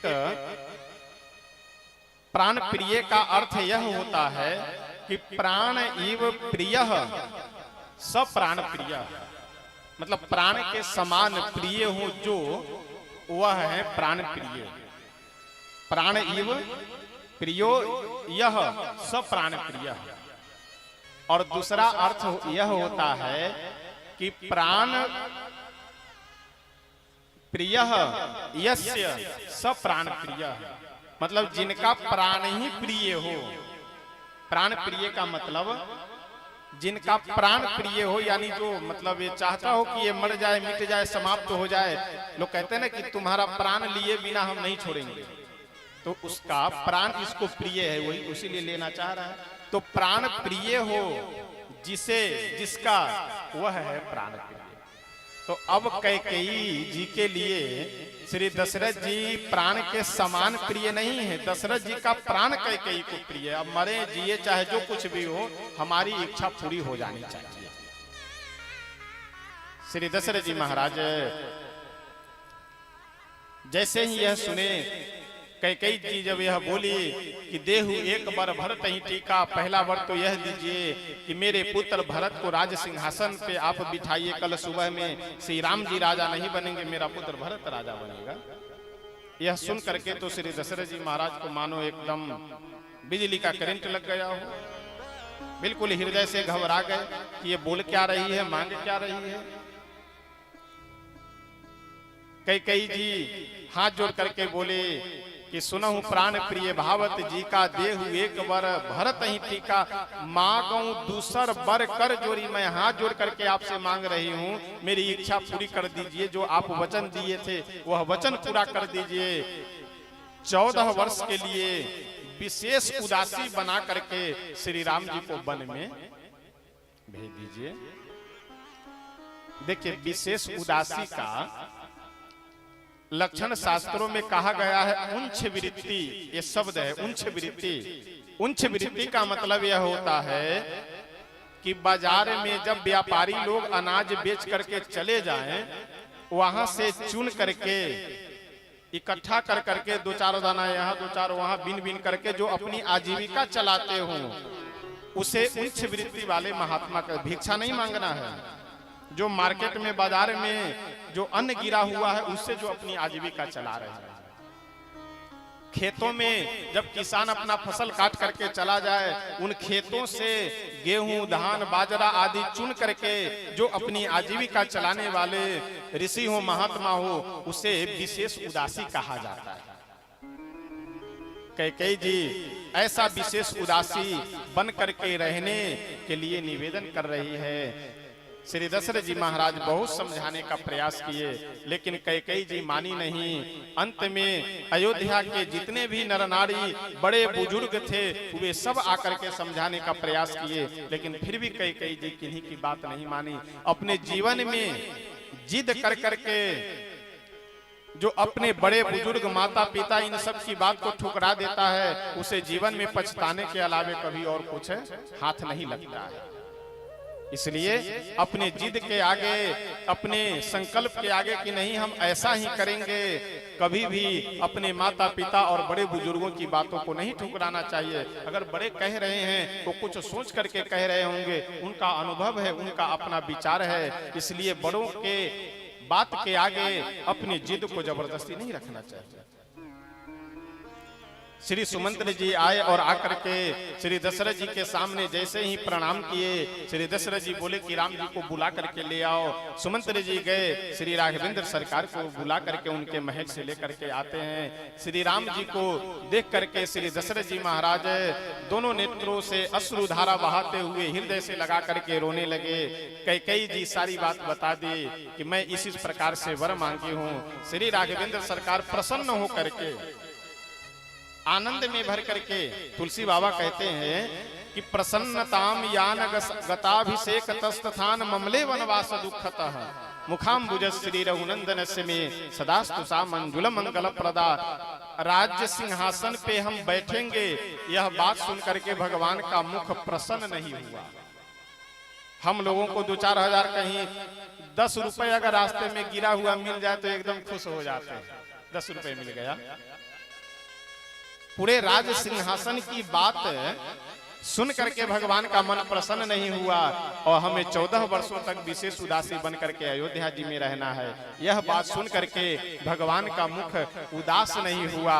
ऐसे हमारे श्री राघवेंद्र सरकार हैं, हमेशा प्रसन्न रहते हैं, हमेशा एक समान बने हुए रहते हैं। श्री राघवेंद्र सरकार बोले कि पिताश्री, इतनी सी छोटी बात के लिए आप इतने दुखी क्यों हैं? आपकी आज्ञा का पालन करने के लिए, आपके धर्म को बचाने के लिए, आपको सत्यवादी बनाए रखने के लिए तो हम अपने प्राण तक की आहुति दे दे, प्राण का भी बलिदान दे दे। माता पिता के लिए प्राण का भी अगर पुत्र बलिदान दे दे तो यह कम ही है, साधारण ही है, कोई बड़ी बात नहीं है। गए श्री कौशल्या मैया से विदा लेने के लिए, आदेश लेने के लिए। कौशल्या जी बोली कि आज तो राज सिंहासन पे तुम्हें बैठना है। श्री राम जी बोले कि हमें अयोध्या जी के सिंहासन पे नहीं, मेरे पिताजी हमें वन का राजा बना दिए हैं। दूसरा कोई होता तो क्या कहता, अरे भिखारी बना दिए हमें। आजकल तो विडंबना यह है कि रह रहा है आदमी अपने पिता के घर में, खा रहा है अपने पिता की कमाई, और उन्हीं माँ बाप से बच्चे आज क्या कह रहे हैं, आप हमारे लिए किए क्या हैं? जो भी गधा अगर इस प्रकार की बात बोले माँ बाप से, जो भी मूर्ख इस प्रकार की बात बोले कि आप मेरे लिए किए क्या हैं, ऐसे माता पिताओं को मैं कहना चाहता हूँ कि आप उससे पूछिए कि हम तो तुम्हारे लिए कुछ नहीं किए, कम से कम जन्म देकर पाल पोस कर बड़ा तो कर दिए, तुम मेरे लिए क्या कर रहे हो सो बताओ। हम कुछ नहीं किए तुम्हारे लिए, रह तुम मेरे घर में रहे हो, खा पी तुम मेरी कमाई कर रहे हो, तो हम ही को कह रहे हो कि आप मेरे लिए किए क्या है। चलो हम तुम्हारे लिए कुछ नहीं किए, तुम हमारे लिए क्या किए हो और क्या कर रहे हो। एक प्रश्न अवश्य उससे आप पूछ लिया कीजिए। श्री कौशल्या मैया बोली कि तुम्हें आज राजा बनना है। श्री राम जी बोले कि राजा तो हमें बनना ही है, लेकिन हमारे पिताजी अयोध्या जी का राजा हमारे छोटे भाई भरत को बना दिए हैं और हमें जंगल का राजा बना दिए हैं। हम जा रहे हैं जंगल की व्यवस्था को ठीक ठाक करने, वहीं राजा बन करके रहेंगे। श्री जानकी जी आ गई और आकर के प्रभु से निवेदन करने लगी कि प्रभु हमें अयोध्या जी में अकेले न छोड़िए, हमें भी अपने साथ में लेकर के चलिए। देखिए कितना बड़ा पति पत्नी का एक आदर्श में जीवन होता है। पत्नी के जीवन में अगर समस्याएं हैं तो पति का कर्तव्य है कि सेवा करे, ध्यान दे। और पति के जीवन में अगर दुख है, भले नमक रोटी खाने की स्थिति अगर हो, लेकिन कोई ताना बाना नहीं। अगर नमक रोटी है तो नमक रोटी खा करके, लेकिन अपने घर में पति के साथ में रहिए। कभी भी अपना अपना होता है और पराया पराया होता है। पराये को आप कितना भी अपना बनाने का प्रयास कीजिए, संभव नहीं हो सकता है। और अपने को अपना कितना भी पराया हो जाए, समय आने पे आपको पता चलेगा कि अपना अपना होता है। श्री राघवेंद्र सरकार बोले कि जानकी जी आप यहीं अयोध्या जी में रहिए। जानकी जी हाथ जोड़ करके बोले कि स्वामी अगर आप अयोध्या जी में हमें छोड़ करके जाएंगे तो मेरा प्राण आपके साथ में जाएगा, लेकिन मैं अयोध्या जी नहीं रहना चाहती, मैं आपके साथ में रहना चाहती हूँ। प्रभु बोले कि हम जंगल में रहेंगे, क्या खाने को मिलेगा नहीं मिलेगा, कहाँ सोने को मिलेगा नहीं मिलेगा। पहाड़ियों में, जंगलों में विकराल जानवर रहते हैं, राक्षस रहते हैं। श्री जानकी जी बहुत सुंदर है। देखिए श्री राम कथा हमारे आपके जीवन में एक एक पग पग पे शिक्षा देने के लिए और संकेत देने के लिए, आत्मबल को मजबूत करने के लिए प्रेरणादायी श्री राम कथा है। इसको जरा ध्यान से 2 मिनट सुनिएगा। जब भगवान श्री जानकी जी से यह बोले कि जंगल में राक्षस रहते हैं, बड़े बड़े विकराल जानवर रहते हैं, वहां तुम्हें डर लगेगा, तुम्हारी रक्षा कौन करेगा। श्री जानकी जी बोले कि स्वामी सिंह बधुही जिमि सशक सियारा, मैं सिंह की बहू हूं, मेरे सामने सियार और बानर भालू क्या कर सकते हैं। देखिए कितनी आत्मबल मजबूत करने की बात है। जानकी जी कह रही है कि प्रभु सबसे पहले तो आप पुरुष सिंह दो वीर, आप दोनों भाई साथ में रहेंगे, आप मेरे साथ में रहेंगे, मेरी रक्षा करेंगे। और आपसे भी अगर मेरी रक्षा नहीं हुई तो मैं अपनी रक्षा करने में स्वयं सक्षम हूं। समय आवे तो कभी भी कायर बन करके नहीं हो, चाहे स्त्री हो चाहे पुरुष हो, कायर बन करके नहीं, आत्मबल मजबूत कर करके कि और कोई हमारे साथ में है नहीं है, ईश्वर तो हमारे साथ में है। जहां तक होगा संघर्ष करेंगे, जब नहीं संघर्ष हो पाएगा फिर देखा जाएगा। इसलिए कायर नहीं बनना चाहिए। दूसरों के सामने आप गिड़गिड़ाइए नहीं, आप हिम्मत से आत्मबल से आगे बढ़िए। समय सबका बदलता है, बस इतना ध्यान रखिए। अगर आज आपको कोई परेशान कर रहा है, बहुत डिस्टर्ब किए हैं, ये ध्यान रखिए कि उसका भी समय बदलेगा। आप परेशान हैं, बहुत चिंतित है, डिप्रेशन के शिकार हैं, मत डिप्रेशन के शिकार होइए। बस इतना मन में केवल भाव रखिए कि समय एक दिन हमारा भी अवश्य बदलेगा। बस श्री राघवेंद्र सरकार लखन लाल जी और जानकी जी को लेकर के श्री दशरथ जी महाराज के पास आए। प्रणाम कर करके कई जी वलकल वस्त्र दी। उस वलकल वस्त्र को धारण कर करके जैसे ही प्रभु महल से बाहर निकले, सभी अयोध्या वासी साथ में लग गए कि हम अयोध्या में नहीं रहेंगे, जहां हमारे राम जी रहेंगे वही हमारे लिए अयोध्या है। जहां हमारे राम जी नहीं रहेंगे वो हमारे लिए वन के समान है, जंगल के समान है। सभी अयोध्या वासी साथ में लग गए। श्री सुमंत्र जी को दशरथ जी भेजे कि जा करके रथ पे बिठा कर ले जाओ जंगल में और 2-4 दिन घुमा करके ले करके चले आना। श्री सुमंत्र जी के साथ रथ पे बैठ करके श्री राघवेंद्र सरकार वन की ओर चल रहे हैं। आइए जरा हम लोग एक पंक्ति गा करके श्रवण करते हैं कि कैसे हमारे प्रभु वन की ओर चल रहे हैं। तपसी का वेश धर के तप तपसी का वेश धर के श्री राम चल पड़े। तपसी का वेश धर के श्री राम चल रहे हैं। तपसी का वेश धर के भगवान चल पड़े। तपसी का वेश धर के श्री राम चल पड़े हैं। देखा पिता ने रूप तो आंसू निकल पड़े। देखा पिता ने रूप तो आंसू निकल पड़े। तपसी का वेश धर के भगवान चल पड़े।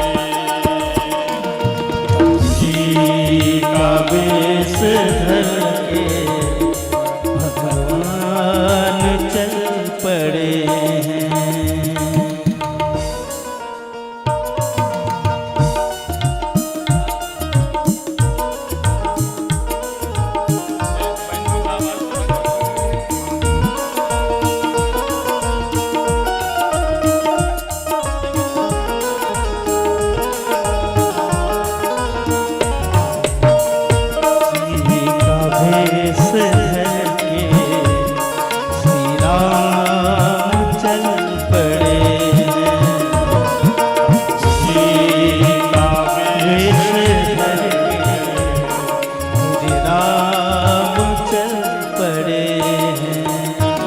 रथ पे बिठा के राम को चल तो दिए सुमंत।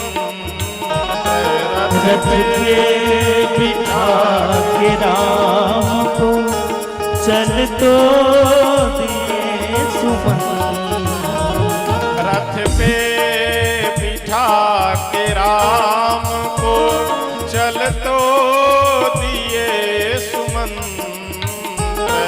रथ पे बिठा के राम को चल तो दिए सुमंत। खींची जो रास रोस में, खींची जो रास रोस में घोड़े मचल पड़े। जो रास रोस में धुएं मचल पड़ी। तपसी का वेश धर के भगवान चल पड़े।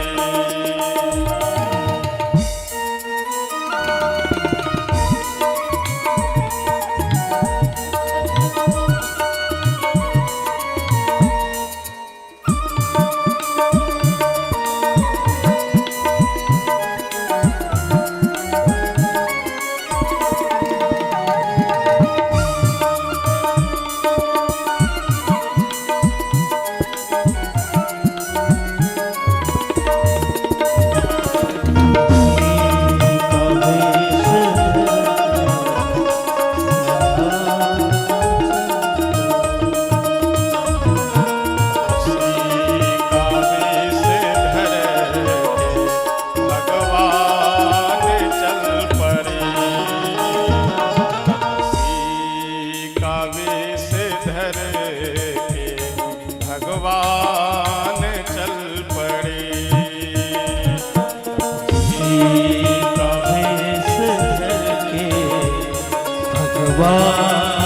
चल पड़े।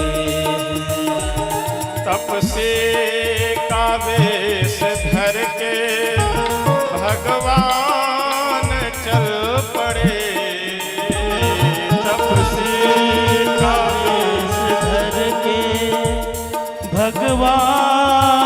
चल पड़े। देखा पिता ने रूप तो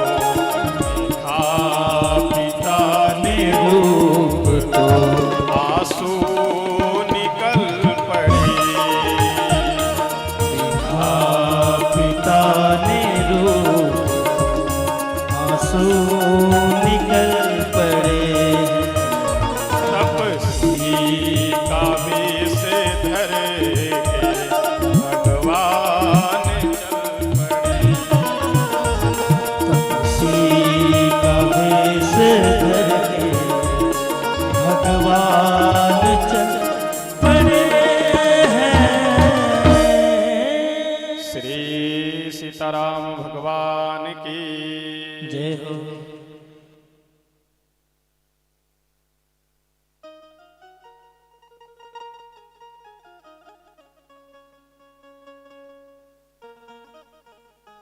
जय श्री राम, जय श्री राम।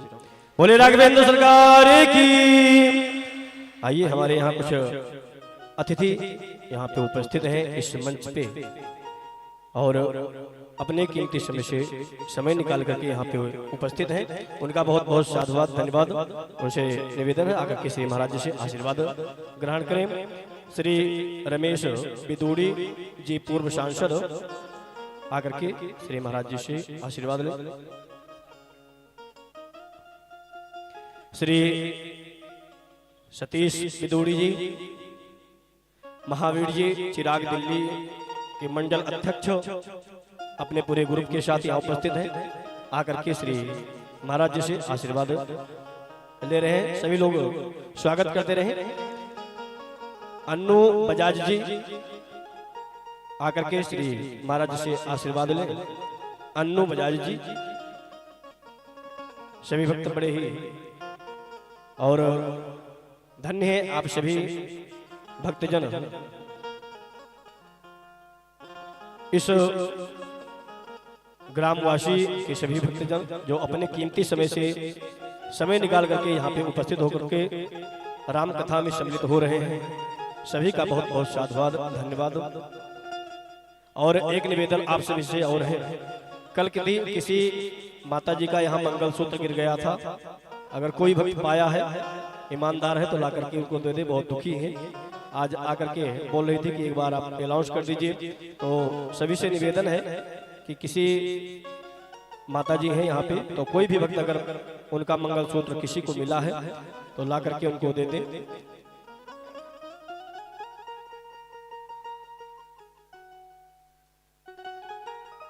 सभी भक्तों का बहुत बहुत साधुवाद, धन्यवाद।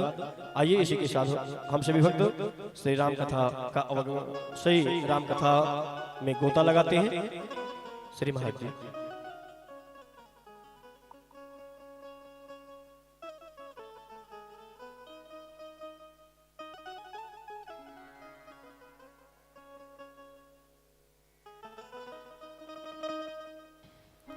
श्री सीताराम भगवान की जय हो।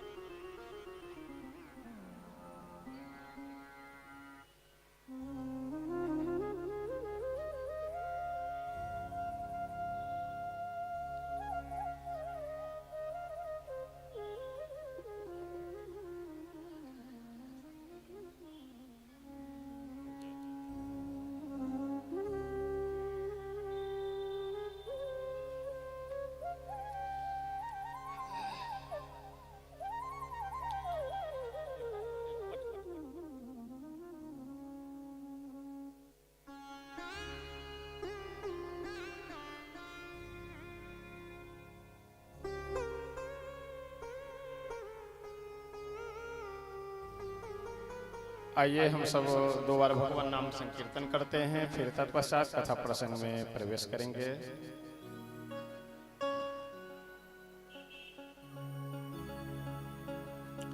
सिया राम कहियो, सिया राम कहियो, सिया राम कहियो, सिया राम कहियो, सिया राम कहियो, सिया राम कहियो, सिया राम कहियो, सिया राम कहियो, सिया राम कहियो, सिया राम कहियो, सिया राम कहियो,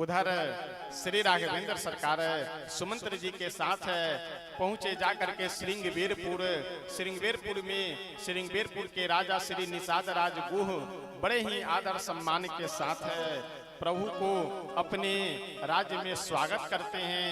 बोले कि हे प्रभु चलिए हमारे नगर में महल में रहिए। प्रभु मना कर दिए कि नहीं, हम तो बाहर ही रहेंगे, नगर में गांव में हम नहीं जा सकते हैं।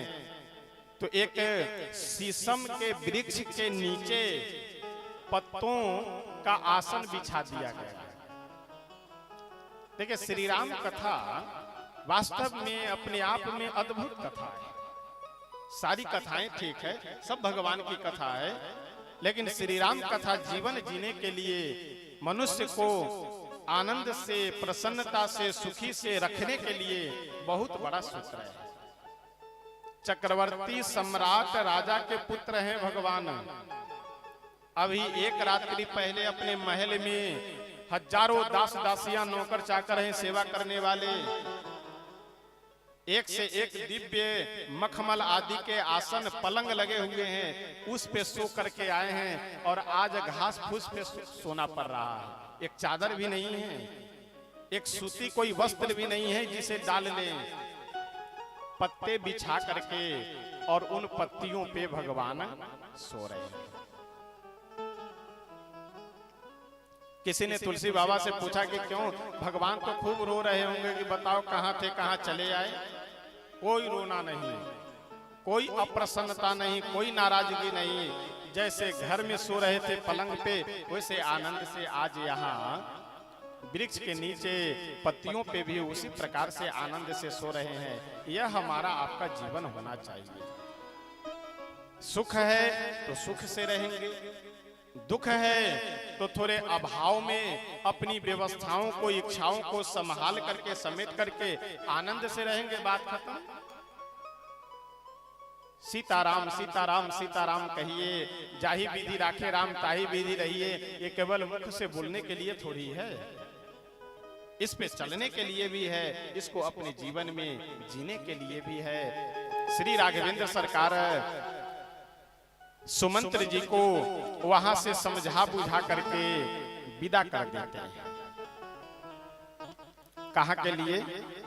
अयोध्या जी के लिए। अयोध्या जी वापस सुमंत्र जी को वहां से कर दिए और बोले कि हम अयोध्या जी बिना 14 वर्ष पूरा किए हुए नहीं जाएंगे।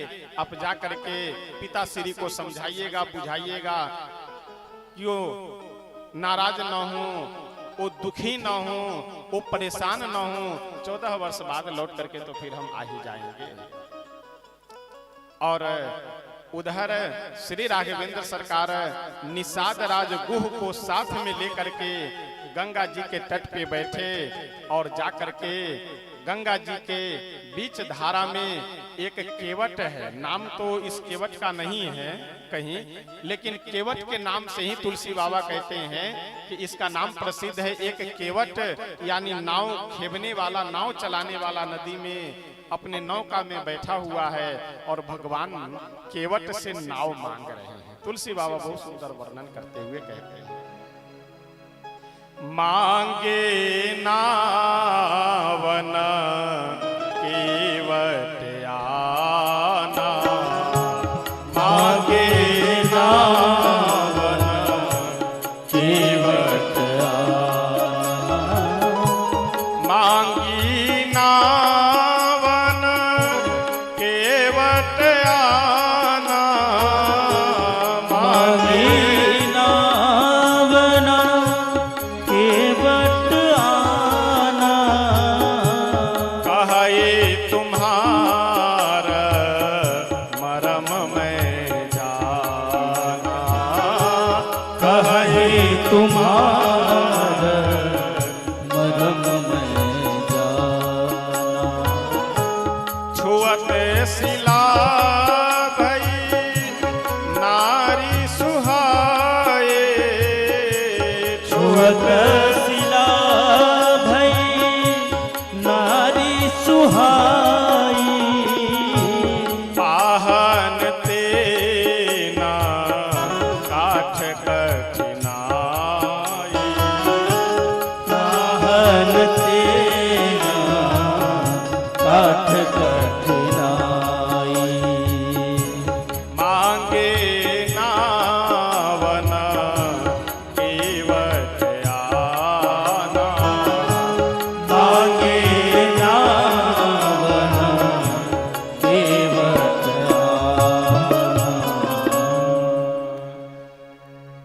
केवट से भगवान नौका मांग रहे हैं।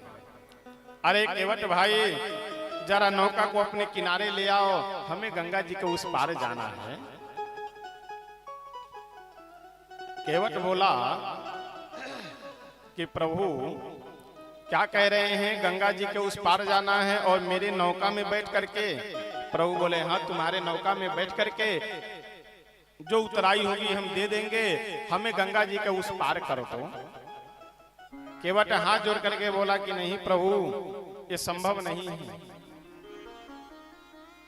हम आपके मर्म को जानते हैं, इसलिए आपको अपने नौका में नहीं बैठाएंगे। लक्ष्मण जी के भौहें टेढ़ी होने लगी। बताओ, हमारे प्रभु के मर्म को बड़े बड़े ऋषि मुनि महात्मा देवी देवता नहीं समझ पाते हैं, और ये तुच्छ मनुष्य, साधारण मनुष्य बोल रहा है कि हम आपके मर्म को जानते हैं। प्रभु बोले कि केवट भैया, तुम कौन से मर्म को हमारे जानते हो जिस कारण से अपने नौका में नहीं बैठाओगे? केवट बोला कि हम जानते हैं प्रभु कि आप जब अयोध्या जी से जनकपुर जा रहे थे तो एक पत्थर पे अपना चरण रख दिए, तो वह पत्थर नारी बन गया, यानी वह पत्थर नारी के रूप में परिवर्तित हो गई अहिल्या जी। तो जब पत्थर पे आप अपना चरण रखते हैं तो पत्थर स्त्री बन जाता है। तो हमारी तो ये नौका लकड़ी की है, और उसमें भी सैकड़ों वर्ष पुरानी, पानी खाते खाते लकड़ी कमजोर हो चुकी है। अब इस लकड़ी पे जब आप अपना चरण रखेंगे तो पता नहीं क्या से क्या बन जाए, इसलिए हम आपको अपने नौका में नहीं बैठाएंगे। और देखिए, भाव अगर समर्पण प्रभु के चरणों में है तो प्रभु उसे अवश्य स्वीकार करते हैं। विलंब केवल हमें आपको समर्पित होने में है, विलंब केवल हमें आपको भगवान के चरणों में भाव लगाने में है। एक बार की बात है, एक किसी गांव में एक कथावाचक रहते थे, व्यास जी कथा कहने वाले। अब संजोग की बात, एक बार नवरात्रि, दुर्गा पूजा नवरात्रि के समय उन्हें कोई यजमान मिले नहीं, कहीं कोई कथा मिली नहीं। उस गांव में एक हनुमान जी का बढ़िया मंदिर था। अब वो कथावाचक जी सोचे कि अगर कोई यजमान नहीं मिले हैं तो चलो हनुमान जी को ही यजमान बना करके उन्हीं को कथा सुना दे। समझ गए? वो व्यास जी क्या सोचे कि हनुमान जी को ही मुख्य यजमान बना करके कथा सुना दें। पहुंच गए, पहले दिन संकल्प किए, संकल्प कर करके कथा आरंभ कर दिए। संजोग की बात है, उस गांव के एक बड़े ही पैसे वाले, धनी, संपदा संपन्न व्यक्ति उस मंदिर में जाया करते थे दर्शन करने के लिए। लेकिन अगर कोई सामने मर रहा हो, 1 रुपया वो दे नहीं सकता था, इस प्रवृत्ति का आदमी। लेकिन एक अच्छाई थी कि मंदिर में जाता था दर्शन करने। जब धीरे धीरे धीरे धीरे 3-4 दिन व्यतीत तो हो गया, तो एक दिन ये धनी व्यक्ति गांव के जो दर्शन करने के लिए हनुमान जी के मंदिर में जाते थे, जब ये मंदिर में पहुंचे सेठ जी,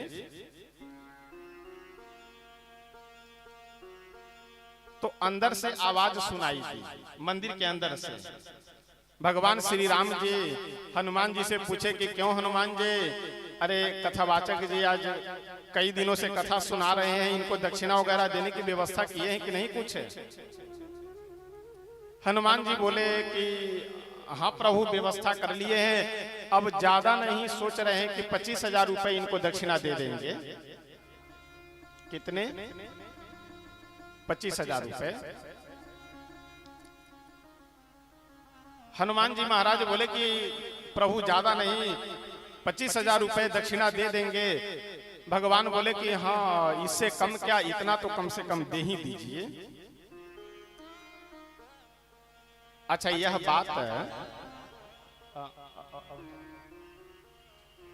बात वो जो गांव के धनी व्यक्ति थे वो सुन लिए कि ये व्यास जी जो हैं, कथावाचक जो हैं, इनको 25,000 रुपए हनुमान जी दक्षिणा देंगे।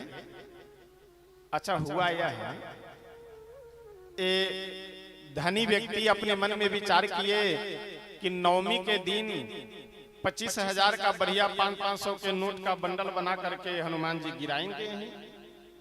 तो ऐसा करते हैं, ऐसी योजना बनाते हैं कि कुछ दे करके और बाकी सब मेरे पास आ जाए।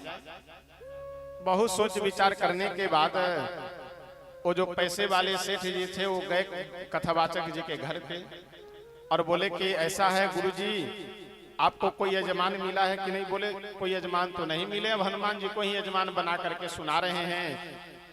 वो सेठ जी बोले कि यजमान आपको मिल गए, हम यजमान हैं आपके। और तुरंत पॉकेट से 10,000 रुपए निकाला और व्यास जी को देकर, कथावाचक जी को देकर के बोला, एक शर्त है, शर्त यह है कि नवमी के दिन आपको मंदिर में नहीं जाना है, घर से ही हनुमान जी को कथा सुना दीजिएगा।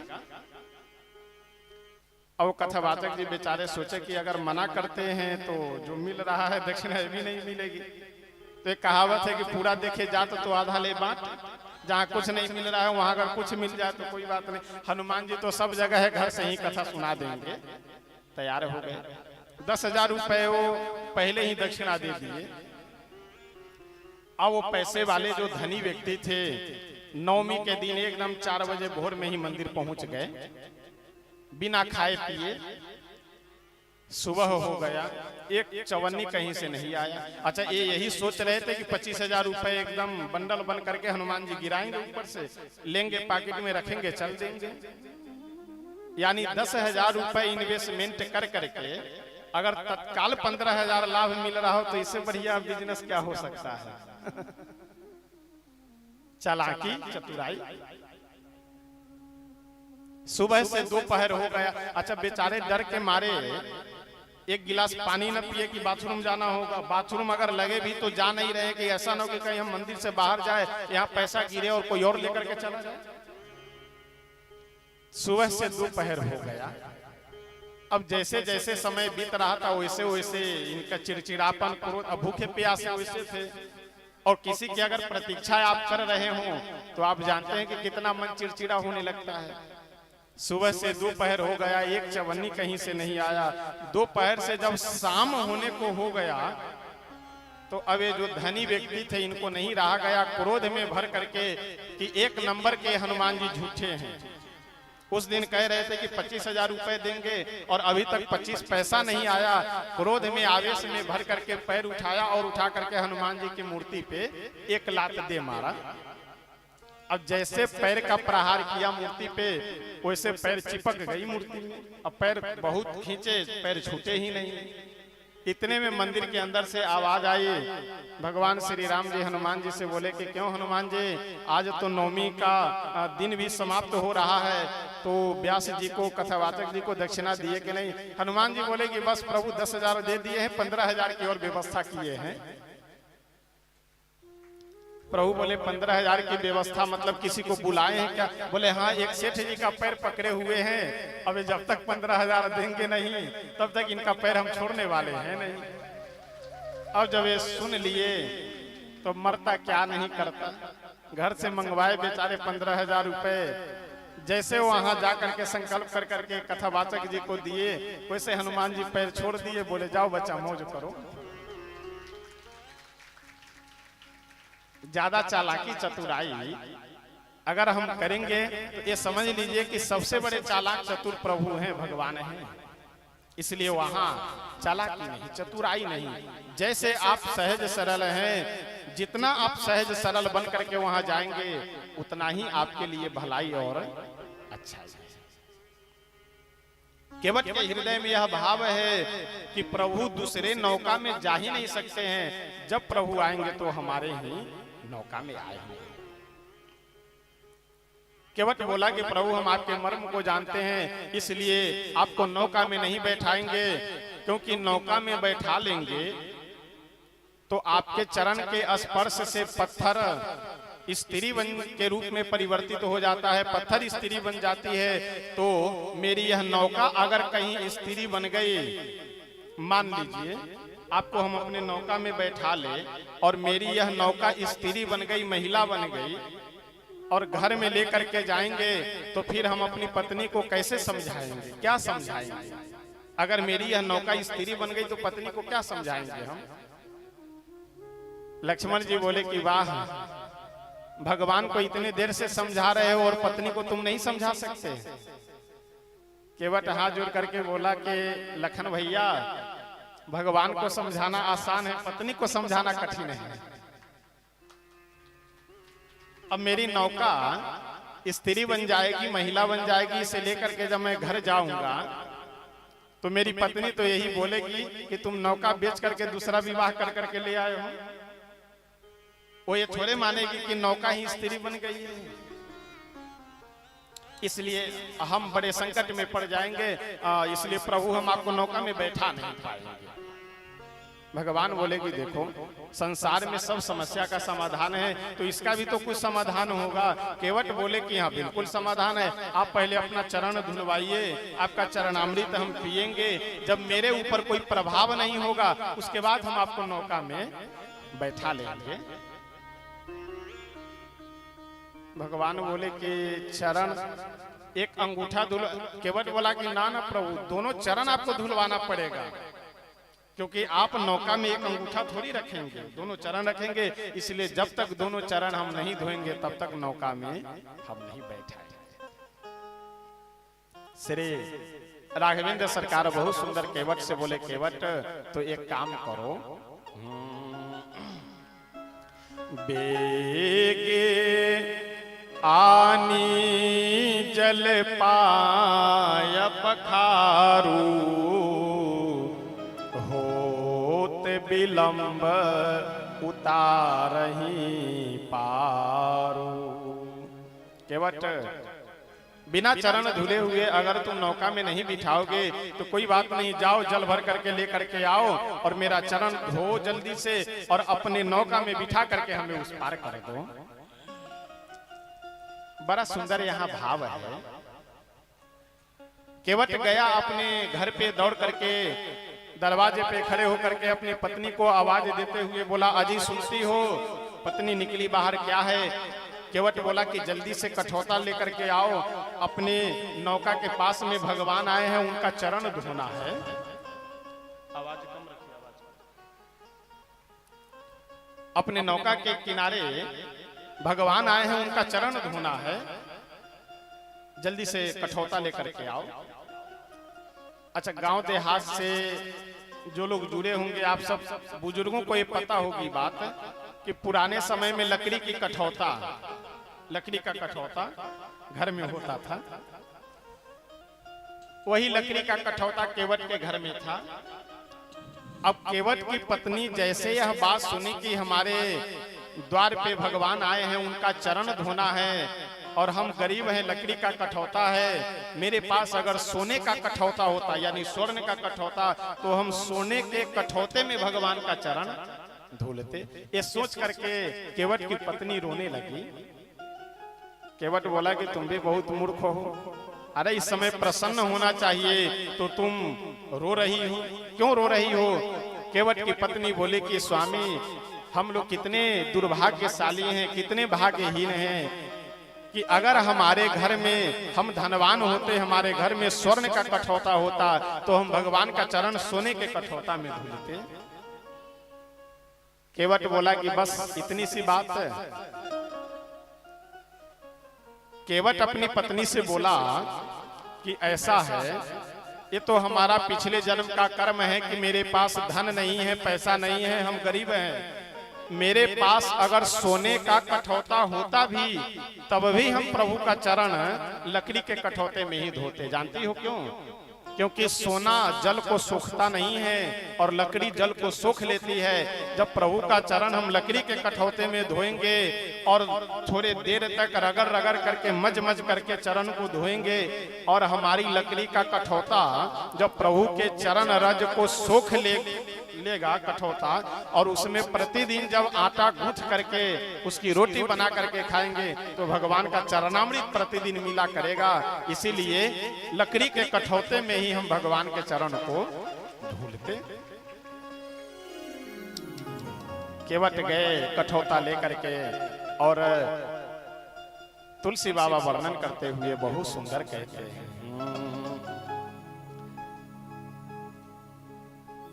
कठौते में जल लेकर के केवट आया, प्रभु के सामने नीचे जल रख करके प्रभु का एक चरण यानी दाहिना चरण उठा करके कठौते में रखा। इस प्रसंग को जरा ध्यान से सुनिएगा।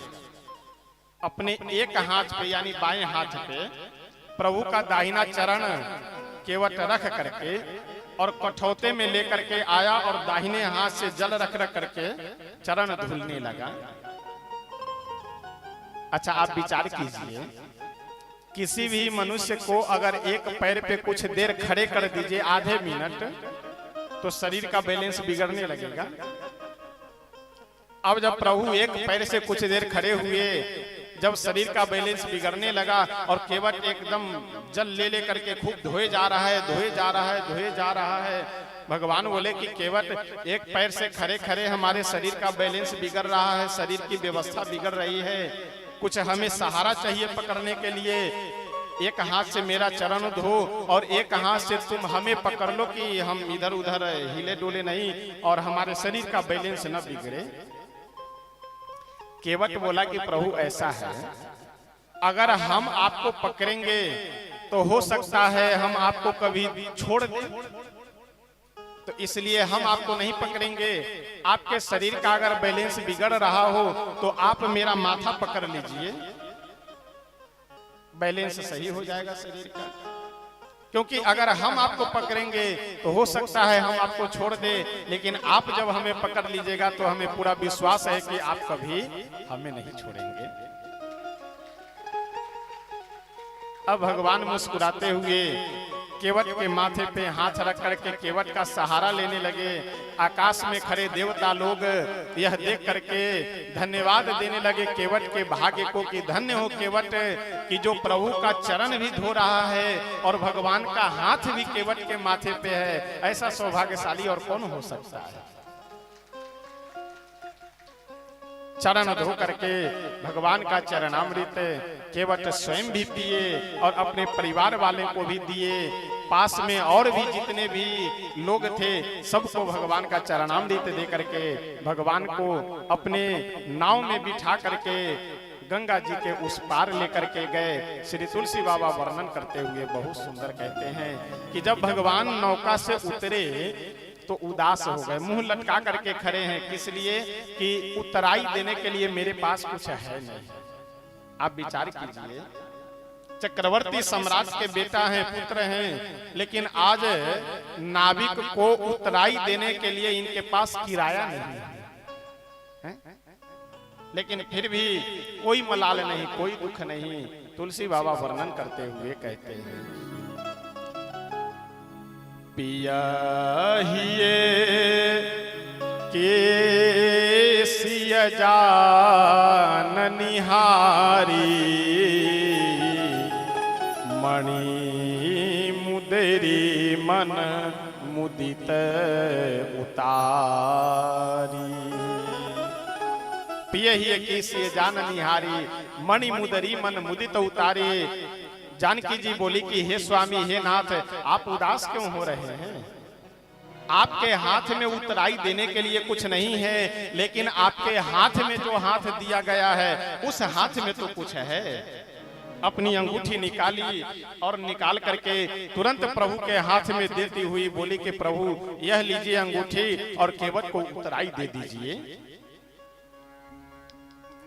कितना सुंदर संकेत है। अंगूठी यानी विवाह के समय में बेशकीमती मूल्यवान अंगूठी मिली हुई थी। तुलसी बाबा कहते हैं कि मणि मुदरी मन मुदित उतारी। प्रसन्नता के साथ में श्री किशोरी जी वह अंगूठी उतार करके दे दी। जैसे ही प्रभु जानकी जी की ओर देखे, जानकी जी बोली कि प्रभु आप उदास न होइए, ये लीजिए अंगूठी और उतराई दे दीजिए। यह होता है समर्पण। और जानकी जी के जगह अगर दूसरी कोई ऐसी वैसी महिला रही होती तो यही अपने पति से कहते, अब घर से कुछ लेकर के तो आए नहीं, मेरी ओर क्या देख रहे हो? ये लो एक अंगूठी है, यही एक अंगूठी बची हुई है, लो इसे भी आग लगा दो। यह समर्पण नहीं है, यह संबंध की पराकाष्ठा नहीं है। समर्पण और संबंध की पराकाष्ठा तो यह है कि जिसके जीवन में सुख हो दूसरा उसके साथ में खड़े रहे।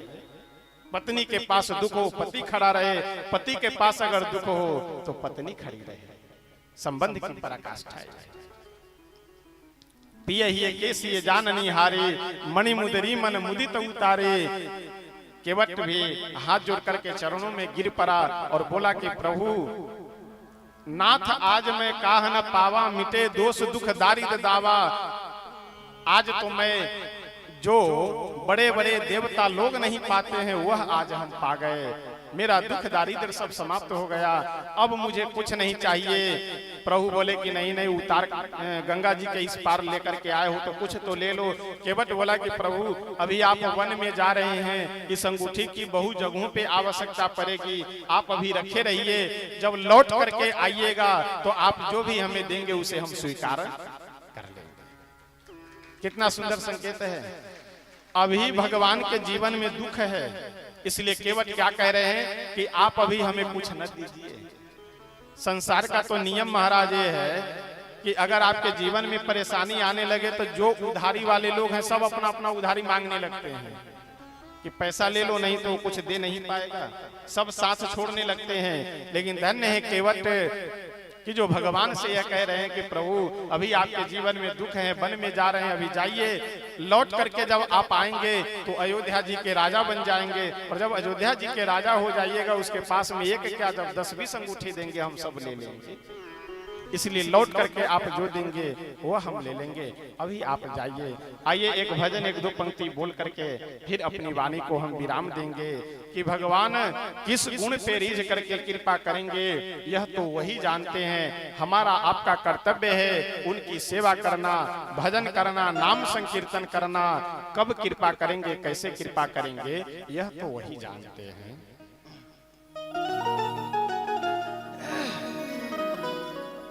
न जाने कौन से गुण पर दया निधि रीझे जाते हैं। न जाने कौन सी गुण पर दया निधि रीझ जाते हैं। जाने कौन सी गुण पर दया रीझ जाते हैं। न जाने कौन सी गुण पर दया निधि रीझ जाते हैं। न जाने कौन से गुण पर दया निधि रीझ जाते हैं। न जाने कौन से गुण पर दया निधि रीझ जाते हैं। यही सब वेद कहते हैं, यही सद ग्रंथ गाते हैं। यही सब ठीक कहते हैं, यही सब संत गाते हैं। न जाने कौन से गुण पर दया रीझ जाते हैं। न जाने कौन से गुण पर दया रीझ जाते हैं।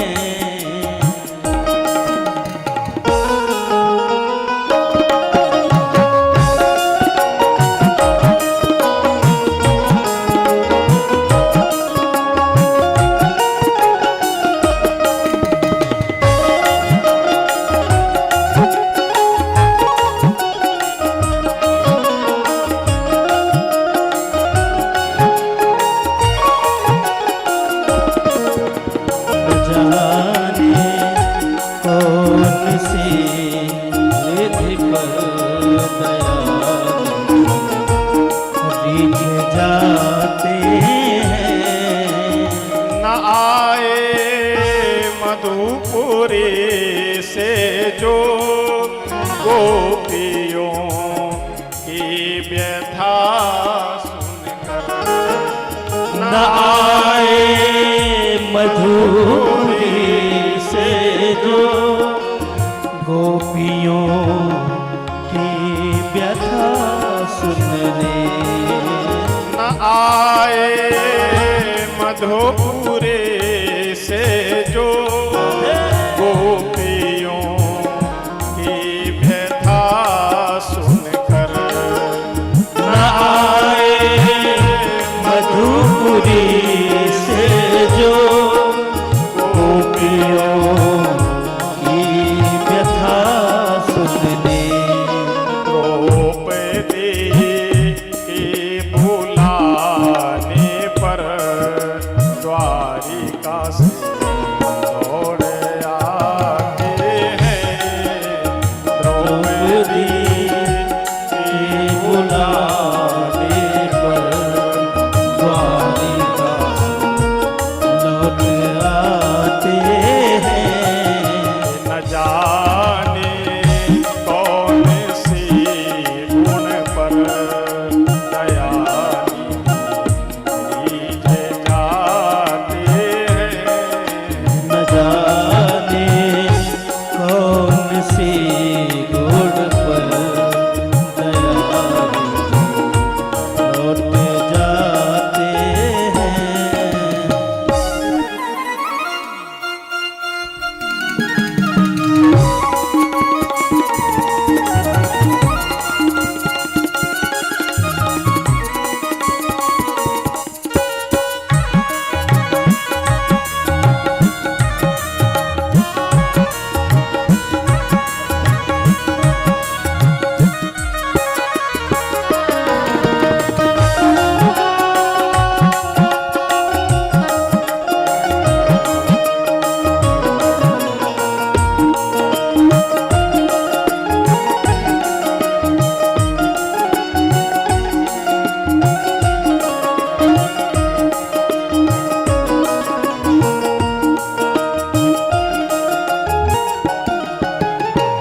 अगली पंक्ति में संत कहते हैं कि जब भगवान छोटे से वामन रूप धारण कर करके बलि के यहाँ पे गए वर मांगने के लिए, 3 पग भूमि मांगने के लिए, उस समय जब अपना विराट रूप धारण किए तो ब्रह्मलोक में जब प्रभु का चरण पहुंचा नापने के लिए, 3 पग भूमि नापने के लिए, तो ब्रह्मा जी एक अंगूठा धुल करके केवल रख लिए।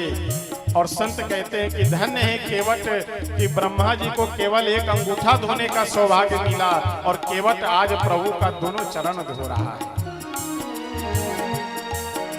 कठिनता से चरण धोकर मिले कुछ बिंदु बेधे हर को। कठिनता से चरण धोकर मिली कुछ बिंदु हरि को। कठिनता से चरण धोकर मिले कुछ बिंदु बेधे हर को। कठिनता से चरण धोकर मिली कुछ बिंदु विधि हरि को।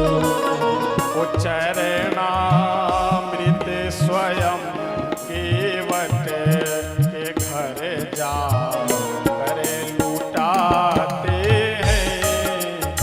चरणामृत स्वयं केवट लुटाते हैं। न जाने कौन से गुण पर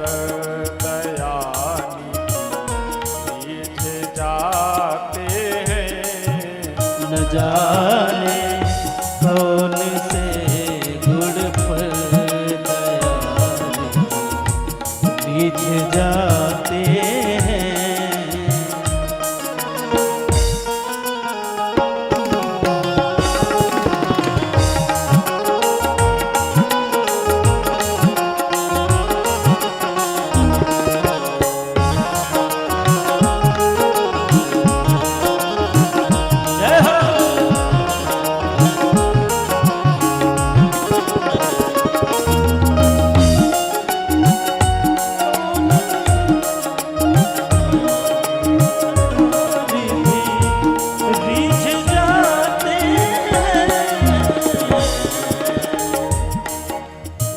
जाने कौन से गुण पर दया निधि रीझ जाते हैं।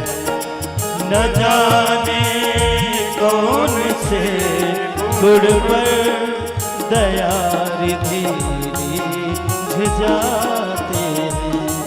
न जाने कौन से गुण पर दया जय जय रीझ जाते हैं। न जाने कौन से गुण पर दया रिधि जाते हैं। न जाने कौन से गुण पर दया रीझ जाते हैं। न जाने कौन से गुण पर दया रीझ जाते हैं। श्री सीताराम भगवान की, श्री हनुमान जी महाराज की जय हो। भगत के वश में है भगवान। भगवान तो अपने भक्त के भाव और श्रद्धा के वशीभूत रहते हैं। आइए अपनी वाणी को अभी श्री हनुमान जी महाराज के चरणों में विराम करते हैं। प्रेम से अपने मन वाणी को पवित्र करते हुए स्तुति और संकीर्तन करते हैं। तत्पश्चात फिर हम सब आरती करेंगे और आरती और प्रसाद लेकर के आप सब अपने अपने गंतव्य स्थान को प्रस्थान करेंगे। यह श्री राम कथा महामहोत्सव बड़े ही आनंद मंगल के साथ अपने विराम की ओर धीरे धीरे तेजी से अग्रसर हो रहा है।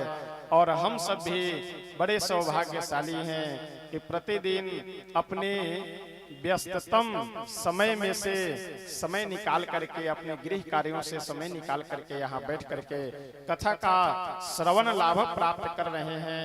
हम सब के ऊपर श्री हनुमान जी महाराज की बहुत बड़ी कृपा है। श्री सीताराम भगवान की बहुत बड़ी अनुकंपा है। आइए प्रेम से अपने मन वाणी को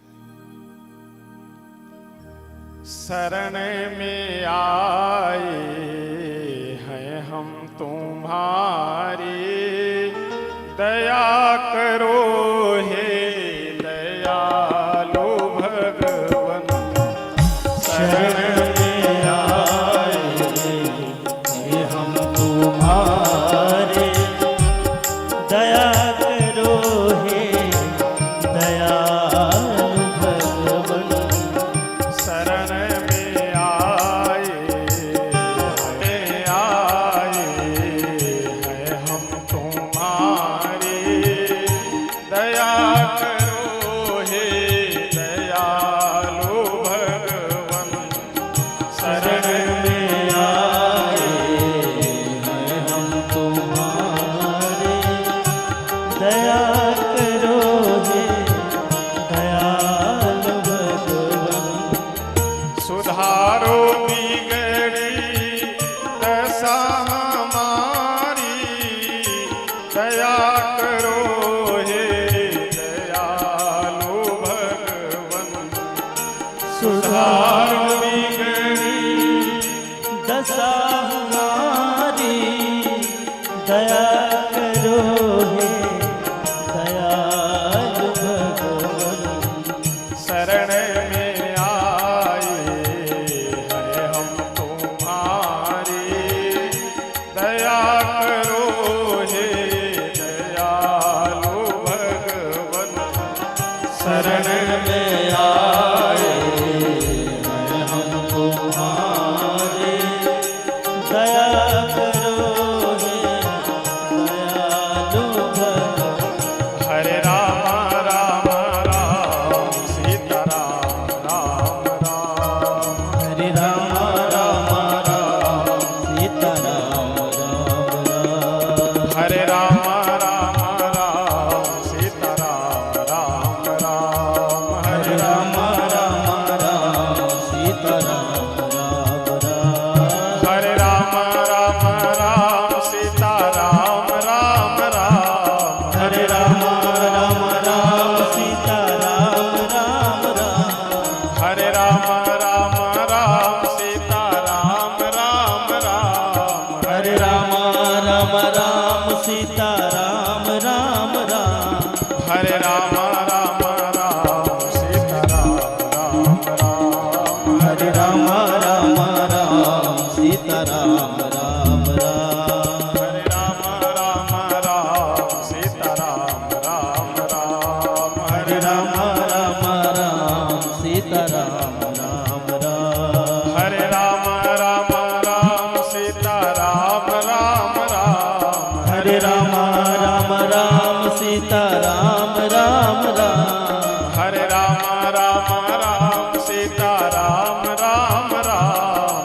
राम राम राम सीता राम राम जय हो। हरे राम राम राम सीता राम राम हरे राम राम राम सीता राम राम राम हरे राम राम राम सीता राम राम हरे राम राम राम सीता राम राम राम हरे राम राम राम सीता राम राम हरे राम राम राम सीता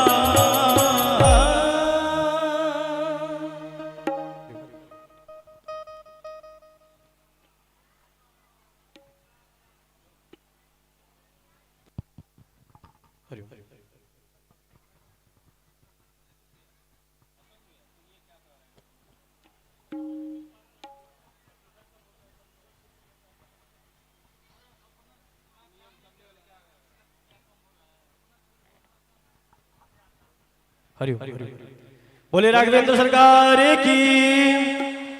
आइए हमारे यहाँ कुछ अतिथिगण यहाँ पे उपस्थित हैं, हम उनका सम्मान करेंगे, तत्पश्चात आरती करेंगे और सब बड़े ही श्रद्धालु जन मंडोली से चल करके आए हैं।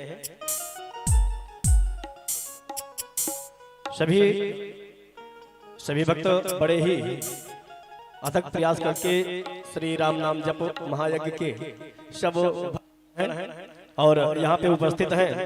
इस व्यासपीठ से बहुत बहुत साधुवाद। बिट्टू ठाकुर साहब यहाँ पे उपस्थित हैं, आकर के श्री महाराज जी से आशीर्वाद लें। राहुल पांचाल जी यहाँ पे उपस्थित हैं, आकर के श्री महाराज जी से आशीर्वाद लें। सुमिति प्रजापति जी यहाँ पे उपस्थित हैं, आकर के महाराज से आशीर्वाद लें। सभी श्री महाराज जी को अंग वस्त्र भेंट कर आशीर्वाद ले रहे हैं। सभी लोग ताली बजा करके स्वागत करें।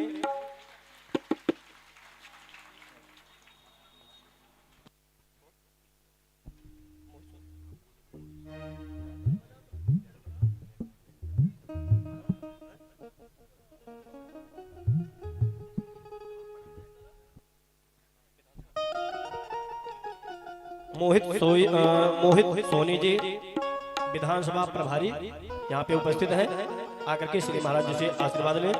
मोहित प्रभारी जी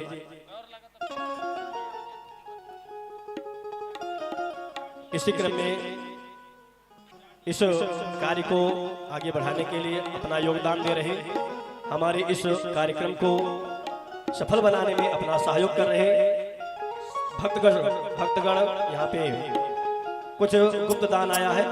5100 रुपए का गुप्त दान आया है। सभी लोग ताली बजा करके स्वागत करें।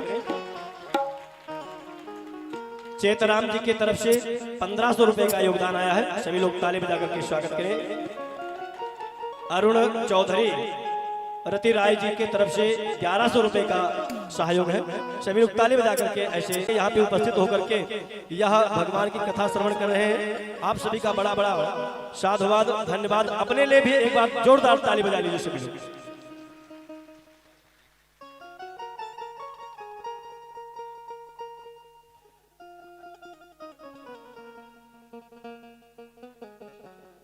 तो ऐसे सभी भक्तों के सहयोग से यह कार्य चल रहा है, या किसी एक का एक विशेष का नहीं है। इसमें जो जिस तरह से लग जाए उसी तरह से हनुमान जी की तरह इसको आगे बढ़ाने में अपना सहयोग करता रहे। तो आइए आप सभी के सहयोग से यह कार्य चल रहा है, राम कथा चल रही है। और ऐसे ही जहाँ जहाँ धर्म कार्य होता रहे, आप लोग बढ़ चढ़ करके ऐसे सहयोग करके अपने धर्म का उत्थान करते रहे और इस कार्य को सफल बनाते रहे।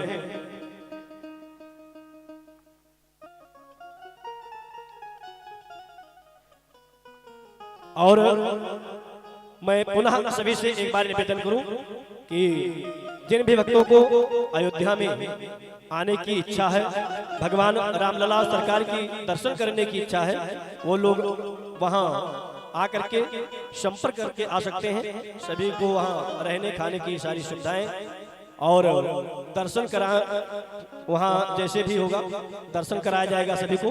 तो जो भी भक्त दर्शन करने के लिए अयोध्या आना चाहते हैं, सभी लोग बैनर में महाराज जी का नंबर है, सभी लोग नंबर नोट कर ले, नंबर नोट करके सभी लोग अयोध्या में आकर के भगवान रामलला सरकार का दर्शन करें और आने के पूर्व सूचित करें कि हम इतने लोग आना चाहते हैं। जैसे लोग आना चाहें, आपका स्वागत है श्री अयोध्या जी में, सभी लोग आते रहें। और आज कुछ भक्त दीक्षा लिए हैं, कल भी जो भी भक्त दीक्षा लेना चाहते हैं आकर के श्री महाराज जी से दीक्षा ग्रहण कर सकते हैं। जिनको भी दीक्षा लेना है आकर के दीक्षा ग्रहण कर सकते हैं। आइए इसी क्रम में हम सभी भक्त भगवान की आरती करेंगे।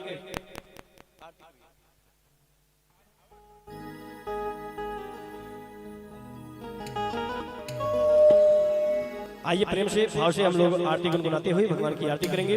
हरि ओम आराध्यक्यम प्राज्वाले ज्वाला मालिनी नमः जले ज्वाला तले ज्वाला। हरि ओम आराध्यक्यम प्राज्वाले ज्वाला मालिनी नमः जले ज्वाला तले ज्वाला ज्वाला प्रभृतमस्तके त्रैलोक्य व्यापिनी ज्वाला ज्वाला देवी नमोस्तुते। ओम ज्वाला मालिनी नमः। हरे ओम आयदगुंहवे प्रजननामे अस्तो दशवीरगुं सर्वगाळगुं स्वस्ताय आत्मसोनि प्रजासानि पशुसानि लोकासन्यभयासानि अग्नेः प्रजां बाहुलां मे करोत्वन्नं पयोरेतो अस्मासु दत्तो। आरार्ति पार्थिवगुं राजाः पितृप्रायधामभिद्दिवः सदगुं से प्रियते प्रतिष्ठाता आत्वैकं वर्तते तमः। हेलो हेलो हेलो सीताराम जय जय हेलो हेलो श्री राम जय श्री राम हेलो हेलो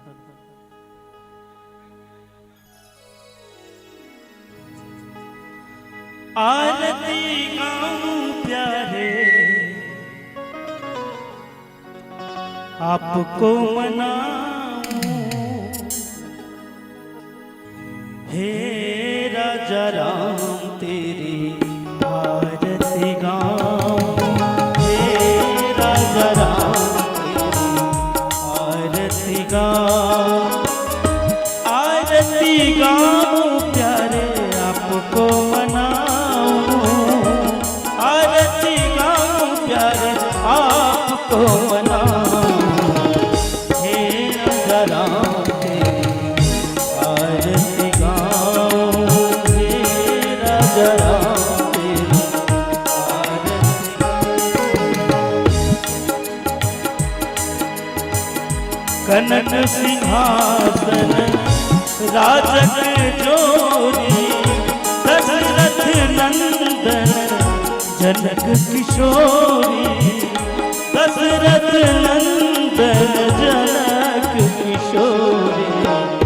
उन चरणों में बलि बलि जाऊं हे राजा राम तेरी आरती गाऊं प्यारे सीताराम तेरी आरती गाऊं हे राजा राम तेरी आरती गाऊं।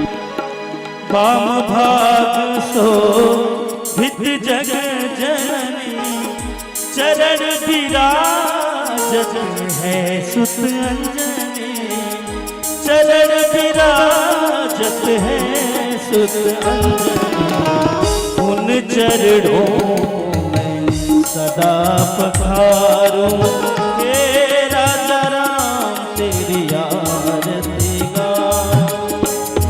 आरती हनुमत के मन भावे राम कथा नित शिव जी गावे राम कथा नित शिव जी गावे राम कथा हृदय में बसावे राजा राम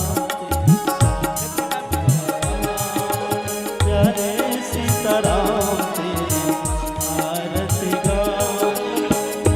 चरणों से निकली है गंगा प्यारी जिसने सारी दुनिया तारी। उन चरणों में शीश नवाऊं हे राजा राम तेरी आरती गाऊं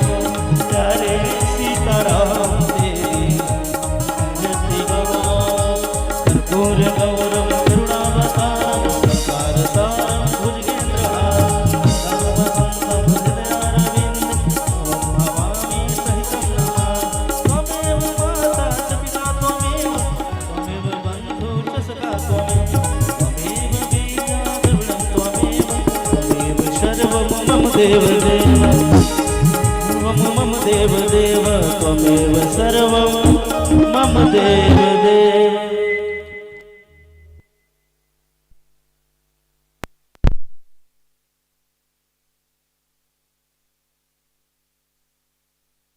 ओम पुष्पे देवाभिवंदनम हरि ओम। ओम श्री सीतारामाभ्यां नमः।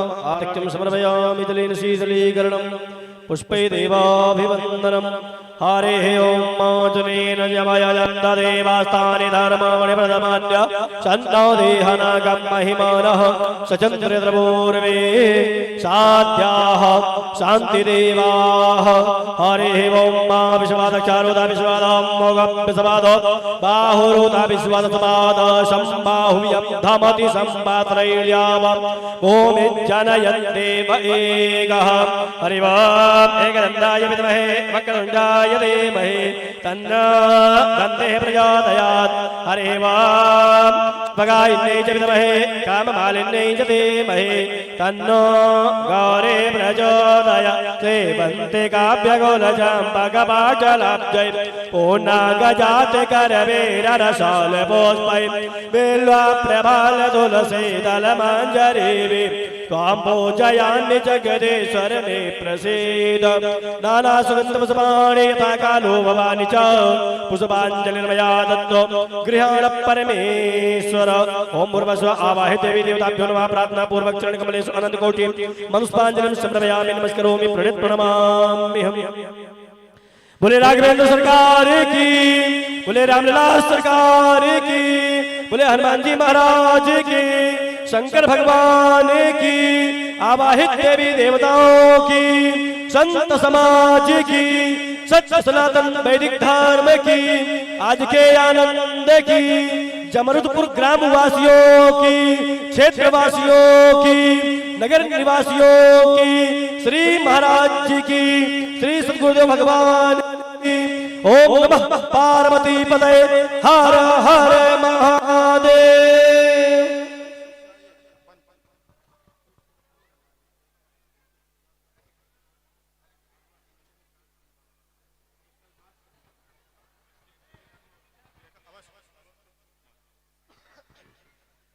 सभी भक्तों से निवेदन है कि सभी लोग आरती और प्रसाद प्रेम पूर्वक लें एक एक करके। कल किसी माता जी का मंगलसूत्र खो गया था, तो हम निवेदन करेंगे आप सभी से कि सभी लोग प्रेम पूर्वक जाएं, किसी का कुछ गायब न हो, दुख होता है। आज माता जी बहुत दुख थी, और एक बात ये निवेदन करेंगे कि अगर किसी को मिला है तो माता जी को वापस कर दें। और कल शनिवार बाजार लगता है जो आपके यहाँ, तो इस मंच के तरफ से सभी भक्तों के तरफ से निवेदन है कि आप कल शनिवार का बाजार थोड़ा जल्दी कर ले, कथा श्रवण कर ले। महीने में 3-4 शनिवार आते हैं, तो बाकी करते रहिएगा। कल का शनिवार आप लोग कथा श्रवण करें, ये हम सभी का निवेदन है। तो सभी से निवेदन है कि सभी लोग प्रेम पूर्वक प्रसाद और आरती लेते हुए जाएं। धक्का मुक्की कोई नहीं करेगा, और अपने सामान की सुरक्षा स्वयं करें। अपने सामान की सुरक्षा करते हुए जाएं, थोड़ा सा ध्यान रखें। तो सामान कल माता जी का गायब हुआ था, लेकिन पता उनको आज लगा है। तो ऐसा करें कि अपने सामान की थोड़ी सी ख्याल रखें और प्रेम पूर्वक आरती प्रसाद लेके हुए अपने घर को जाएं।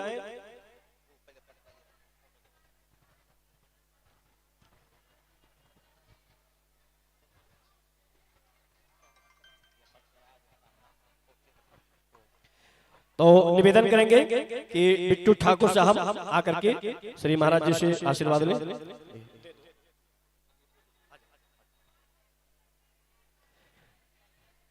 बिट्टू ठाकुर जी महाराज जी से आशीर्वाद ले रहे हैं। राहुल पांचाल जी, राहुल पांचाल जी आकर के महाराज श्री से आशीर्वाद लें। सुमित प्रजापति जी आकर के महाराज श्री से आशीर्वाद लें। मोहित सोनी जी, मोहित सोनी जी विधानसभा प्रभारी आकर के महाराज श्री से आशीर्वाद लेंगे।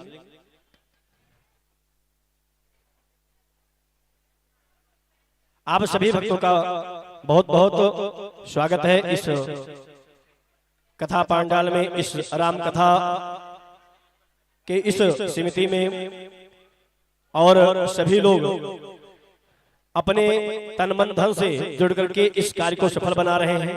आप सभी का बहुत बहुत साधुवाद, धन्यवाद। ऐसे ही निरंतर उत्तरोत्तर भगवान के कार्यों में लग करके और इस उत्सव को महोत्सव में परिवर्तित करके आप लोग धन्य हैं, ऐसे जो अपने कीमती समय को निकाल करके यहाँ पे उपस्थित होते हैं।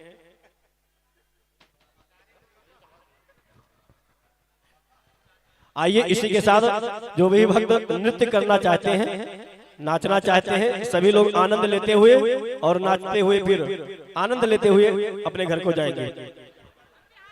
भजन लगा दीजिए जो आप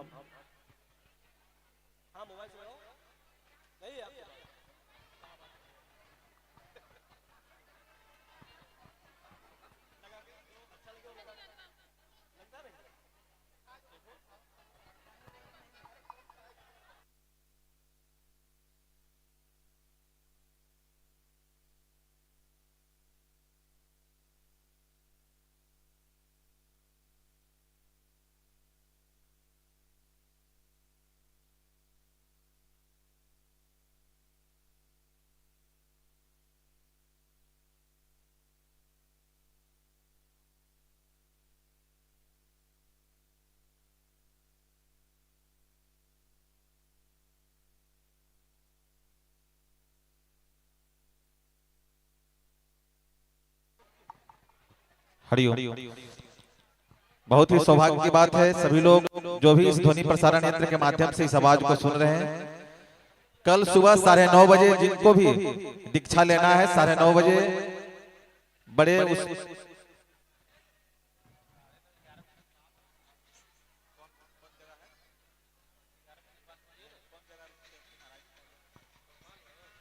बड़ी चौपाल पे महाराज श्री का निवास स्थान है, उसी जगह पे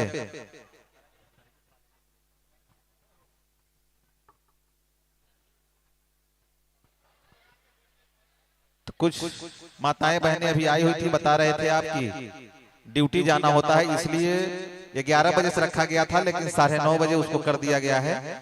तो आप 9:30 बजे आ सकते हैं निवास स्थान पे। और विशेष निवेदन कि 9 तारीख के दिन विशाल भंडारा का आयोजन किया गया है। इसमें आप सभी लोग तन मन धन से सहयोग देकर इसको